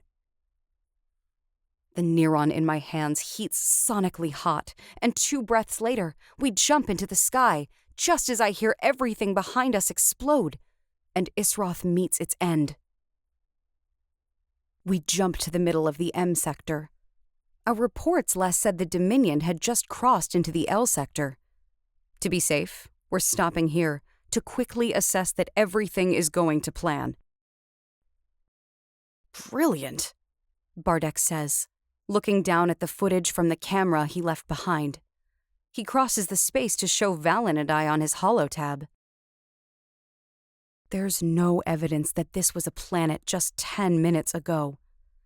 Large chunks of debris float in space, white and fiery. There are chunks of metal and concrete flying everywhere. I can't believe it worked. I breathe, shaking my head. "You're the best engineer in the galaxy," Valen says as he glances up to meet my eyes. Of course it worked. I shake my head again, still in awe. There's a beeping sound, and a mechanical voice comes over the speakers, sounding the request to dock. Valen approves it, and 60 seconds later, the port opens, and in walks Commander 12-3 and 17 Dominion soldiers. I want to interrogate every single one of them, to dig my fingers into their temples and drag the truth straight out of their minds. I want to be sure they aren't going to betray us. My skin is crawling just seeing them standing there in their Dominion uniforms. But Valen doesn't question Commander 12-3 on their loyalty. He doesn't interrogate any of them. He trusts her judgment implicitly. "There are a few clothing supplies back in the sleeping quarters," Valen says, addressing them. "Get changed. Alter your uniforms. Dominion is no more. We can't have you dressing like you still serve Cyrillius." They don't hesitate. All 17 soldiers file back into the ship without a word. Such obedient little soldiers. "Cyrillius would have killed even you to get his hands on a weapon like that," 12-3 muses to Valen before she glances over at me. "If he'd known you were capable of building something like that, I think he would have had his Kinduri invest a little more time in you." I can't believe it's actually gone, I say, ignoring the comment that creeps me out. Bardek throws the footage up on the big screen, and we all watch as Isroth's pieces continue to break apart. They crash into each other, breaking apart one bit at a time. "Is the Dominion still in the L sector?" Valen asks. He's all business once he starts. He's laser-focused until the job is finished. "I got confirmation just 20 minutes before we left the planet," 12-3 says. As I watch Isroth break into pieces, my chest swells. We really are going to win this thing. "I want Cyrillius to see this," I say. I turn, looking back at the others. I want him to see all the terrible things he's done for decades get blown to bits. I want him to see this wreckage. I want him to watch as we destroy the Dominion. "Do we have a way to do that?" Valen asks, looking from Bardek to 12-3. "You wiped out our communication system," 12-3 says, and for the first time ever, I see a hint of a smile growing on her face. "But we can link directly ship to ship," He doesn't know I've defected. We can send that footage right to him.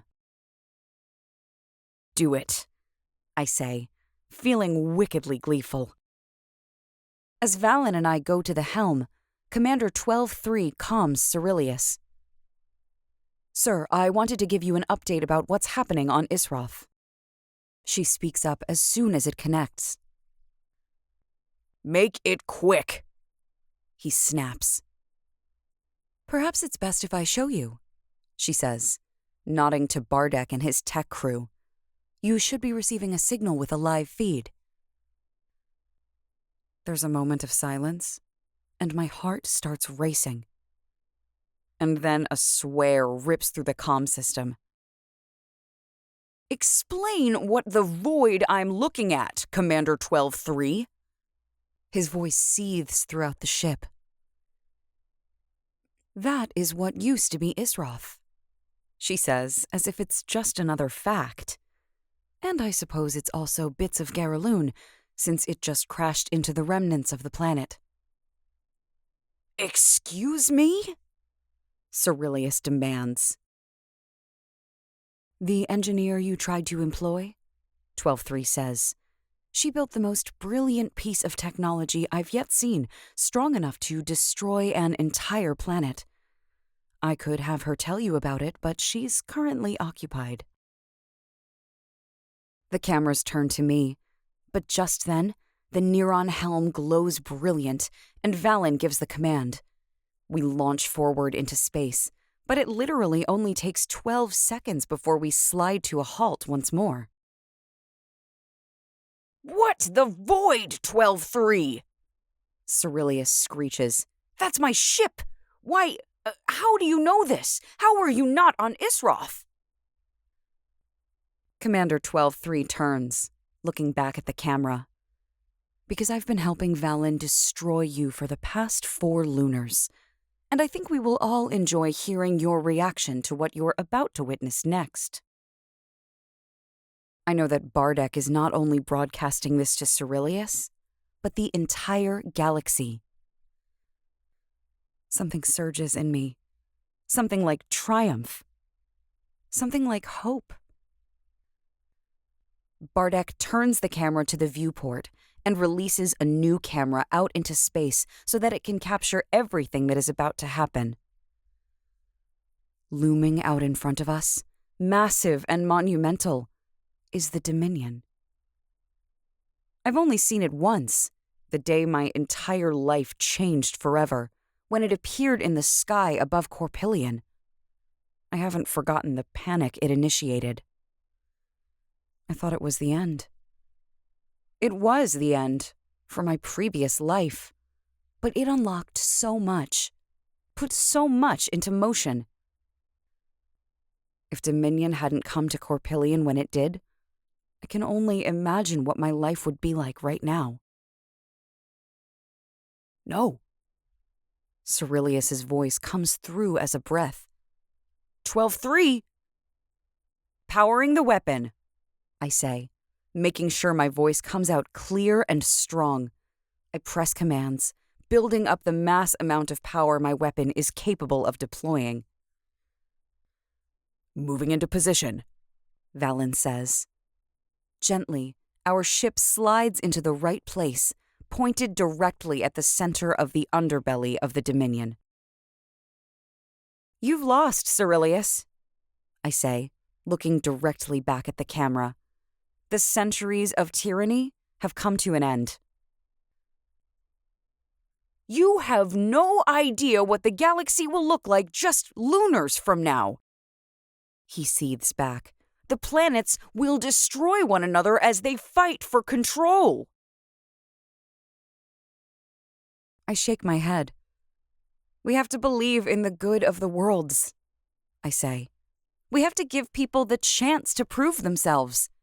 When we think together, we accomplish everything. It won't be like firing, I say, cutting him off.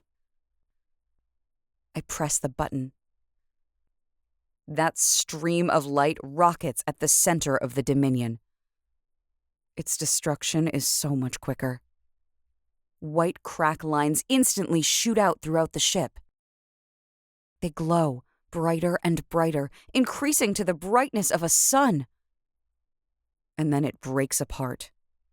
Pieces of it evenly break outward, imploding all at once. Debris shoots out into the darkness of space, and it will continue sailing out and away until something acts upon the pieces to change their course. It's silent for a solid 3 minutes as we all watch in awe as the massive Class 1 ship is destroyed. As Cyrillius's last chance is obliterated. "Give up, Cyrillius," I say, though I don't look away from the fire show before me. "Go live out the rest of your life on some distant planet. It's time for a new age." I only hear him taking deep, slow breaths for a long few minutes. And then he speaks. "My entire life, and before my life even began, this has always been about power and control." Goosebumps rise on my arms as his voice drops deeper, darker. "But now you've changed the game, Nova. Now it is about revenge." "Then we will meet again soon, Cyrillius," I promise him, "and we will end this." There's a second of silence, and then he ends the calm. We all watch in awed silence for a few minutes more. I still can't believe it. We did it. We ended Dominion. We took out Isroth. We blew up their ship. We've dismantled the entire company. Their president is on the run. I'm just a girl from Corpillion who built illegal weapons. I'm just a girl who found out her father wasn't her father. I'm just a girl who discovered she has incredible powers. I'm a woman who has found her mate, despite everything in the universe conspiring against them. I'm a woman the entire galaxy is watching and trusting right now. I'm nothing. But at times, nothing rises. Nothing has no choice but to do what must be done. And nothing becomes the spark that changes everything. "Let's go home," I say, looking back at Valen. "We need to make plans because we have somewhere else to be."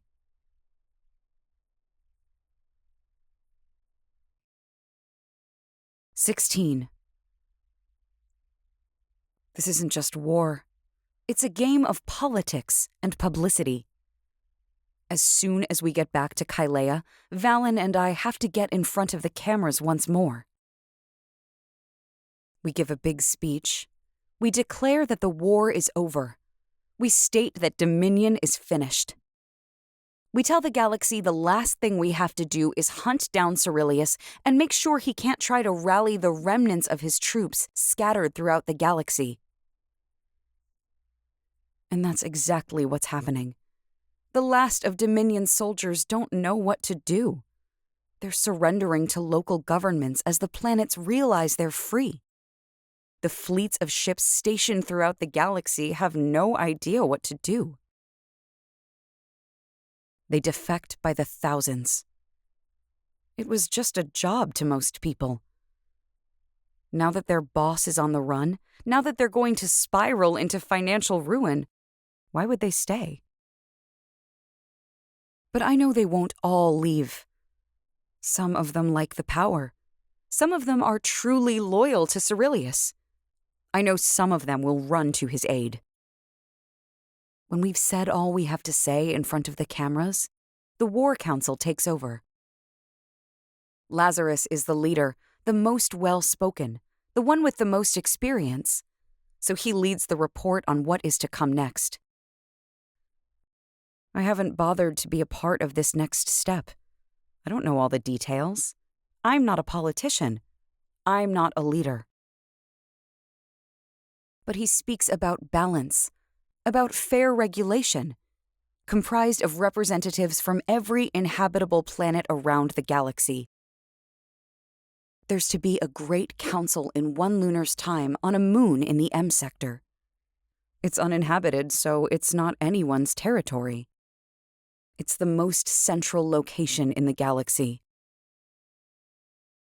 I don't know if it's going to work, but we have to try. It's what this is all about, and as I watch the broadcast come to a close, I think that's exactly what we managed to get across here today.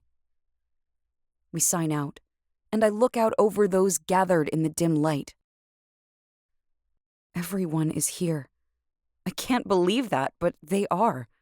Everyone I've ever cared about is here on this planet in the K sector.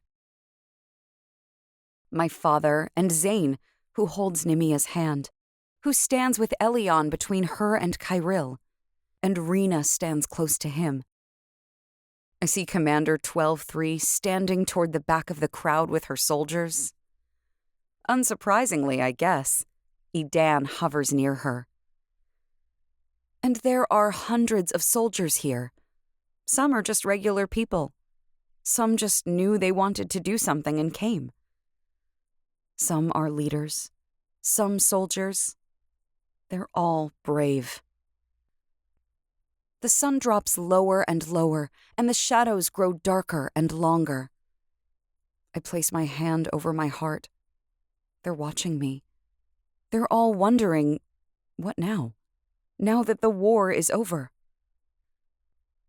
I don't have the answers. What now is for everyone here to figure out. It's a fresh start for them. It's not going to be easy. But at least now they have the opportunity to decide for themselves. I press a kiss to my fingertips and then extend my hand out to them, just 2 fingers extended, the rest curled into my fist.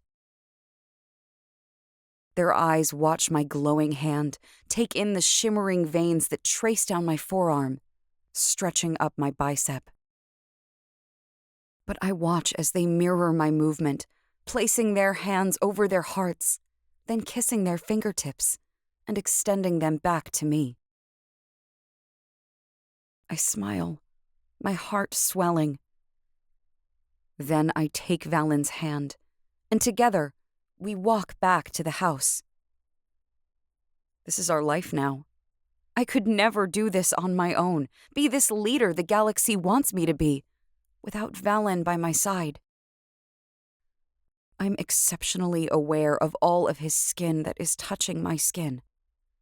I can hardly focus on anything besides the pressure of his hand on mine. I can feel the heat coming off his body, warming my own. After so much war and so much plotting and so much worry, I just want to be present in one moment. I just want to be in my own body. I just want to feel Valen's. I meet his eyes just before I twist the knob and push the door to the house open. He knows what's coming. We step through, and neither one of us hesitates one moment.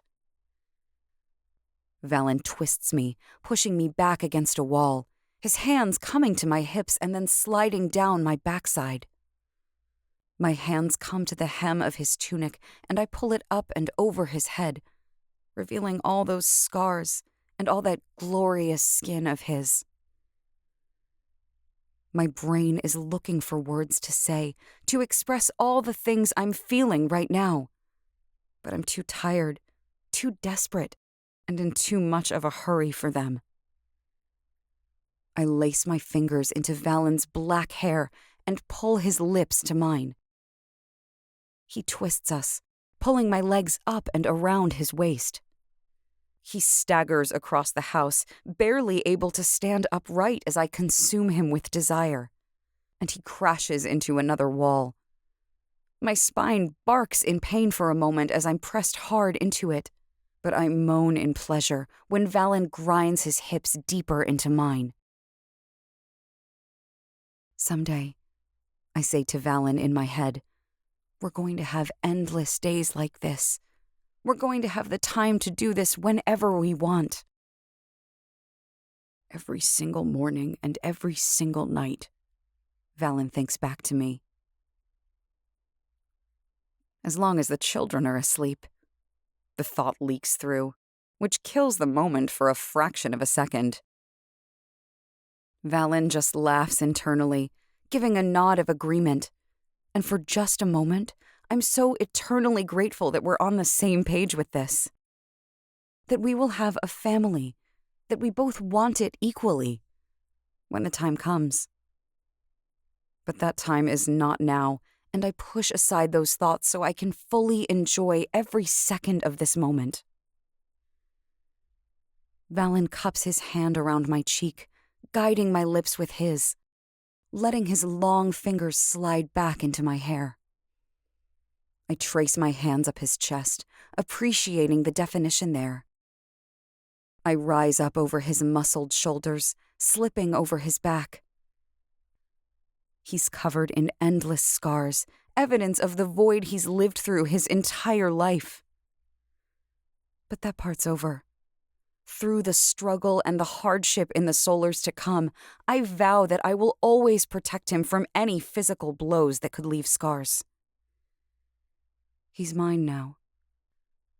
Mine to protect. Mine to fight beside. Mine to hold. And mine to grow old with.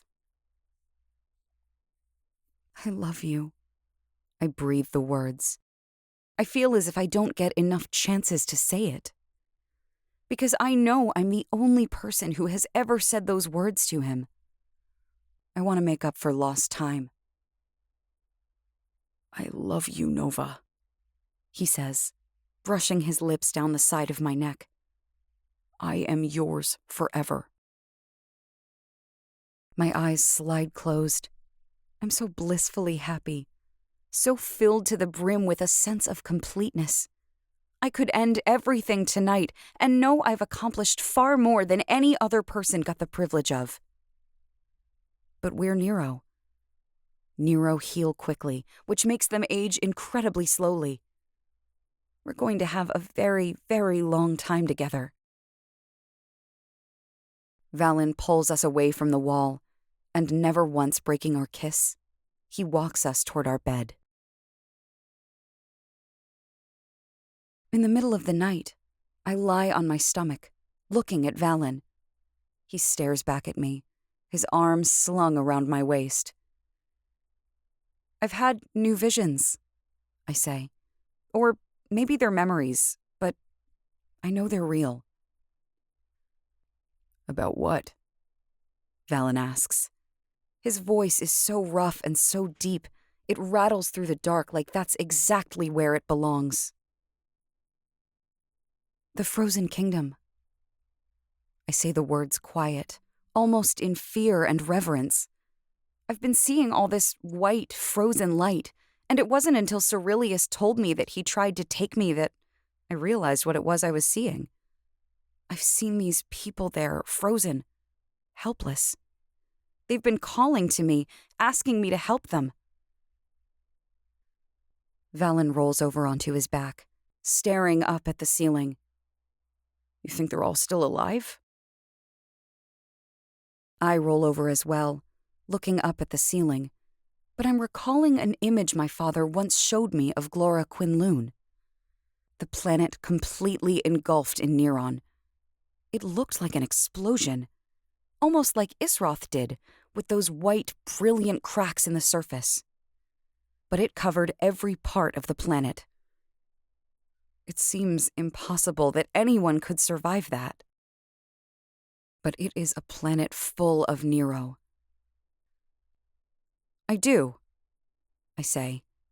But even as I say the words, I know they're to convince myself.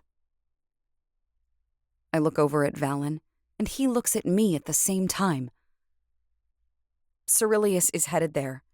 I don't know what he expects to accomplish. Hopefully he just vaporizes himself if he gets too close.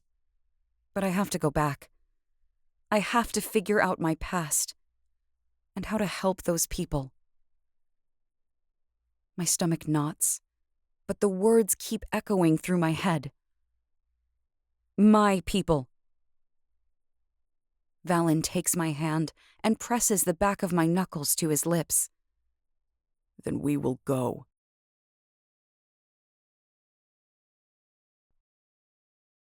"17. I write a letter for those we will leave behind. I simply explain that mine and Valen's part in this war is over. I tell them there are other things that I have to deal with. I express my faith in all of them, but tell them this will not be the last they see of Valen and I.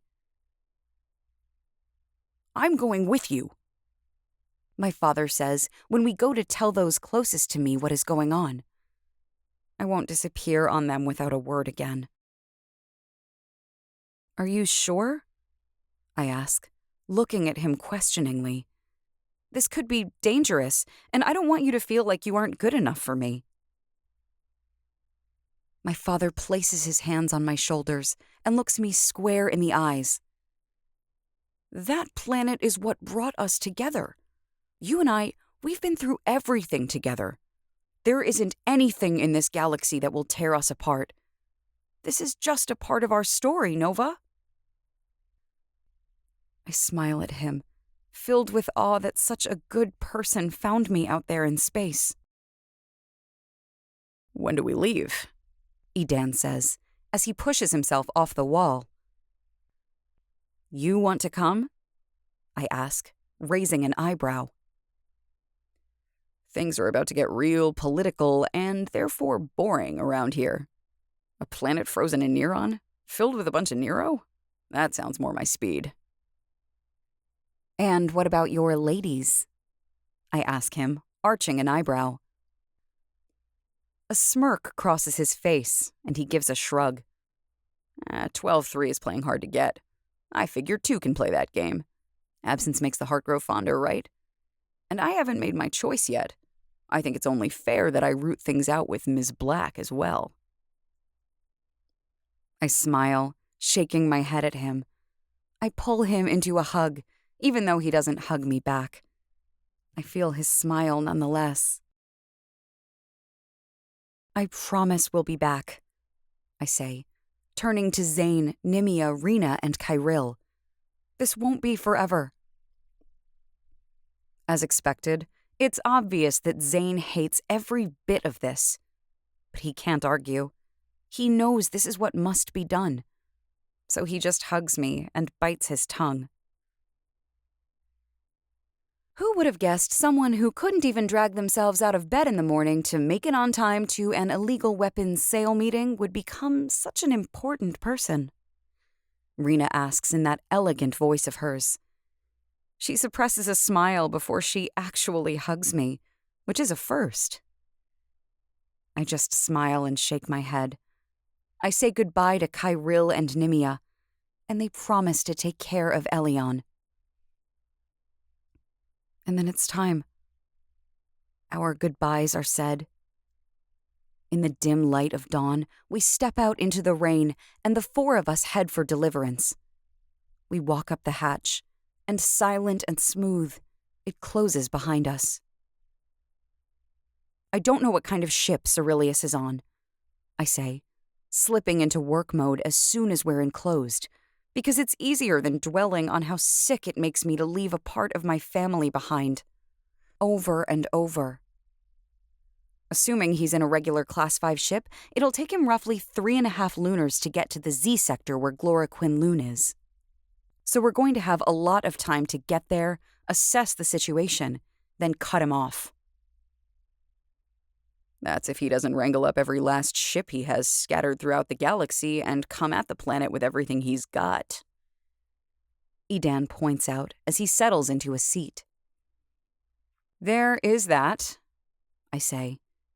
That's where we're going to have to rely on Arden to keep collecting information for us. Dominion is dead, but Cyrillius is smart. If he has any options, he'll use them. Valen agrees, as he enters commands into the control panel. Then we have to think 2 steps ahead of him, my father pipes up. He straps in beside Edan. He looks so confident, so ready. I remember how much he used to worry, how tight he once was. I can't imagine what the stress of wondering what I might one day do when my Nero abilities decided to manifest again did to him. But now he's at my side, ready to do what's necessary. I remind myself that he was once a member of the Orhemian Imperial Army. He has known war before. I take a deep breath as I look out the viewport at the rainy landscape of Kaelea. I don't know if this is going to be home one day. We've changed our future by so many degrees, I have no idea what to expect anymore. Maybe we'll never even come back here, and it will be the base of revolution from here on out. And that's okay too. Everyone ready? Valen asks. We all echo that we are. Valen enters the command, and the helm warms in my hands as we lift off the ground and begin rising out of the atmosphere. Higher and higher, the surface of the planet begins to disappear. When we're clear, Valen punches in the command with the coordinates, and the helm grows white-hot. Torin and Edan yell out in fear and shock as we rip forward with impossible speed. Through space, we punch hole after hole, ripping through sectors in seconds. I feel as if my skin is going to fall off, left behind as my skeleton rockets forward. My heart thunders, but not fast enough to keep up. The Neron in my hands grows hotter and hotter, consuming every thought in my brain. 15 sectors. We're jumping 15 sectors right now. That should take nearly a solar to travel through. But after only 30 minutes of intense, wickedly fast travel, I hear that familiar pop, and the ship slides into the Z sector. And slowly, we come to a halt.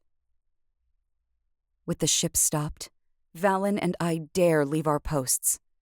Torin and Edan unbuckle, their faces in absolute awe. Together, we all walk to the viewport and gaze out. There it is, Glora Quinloon. It's big and beautiful. Blue and white light are streaking out everywhere across every surface of the planet, engulfing it entirely. It's brilliant, nearly blinding. And circling the planet are its 5 moons. They too are caught in the blast of Neron, their surfaces hidden from view.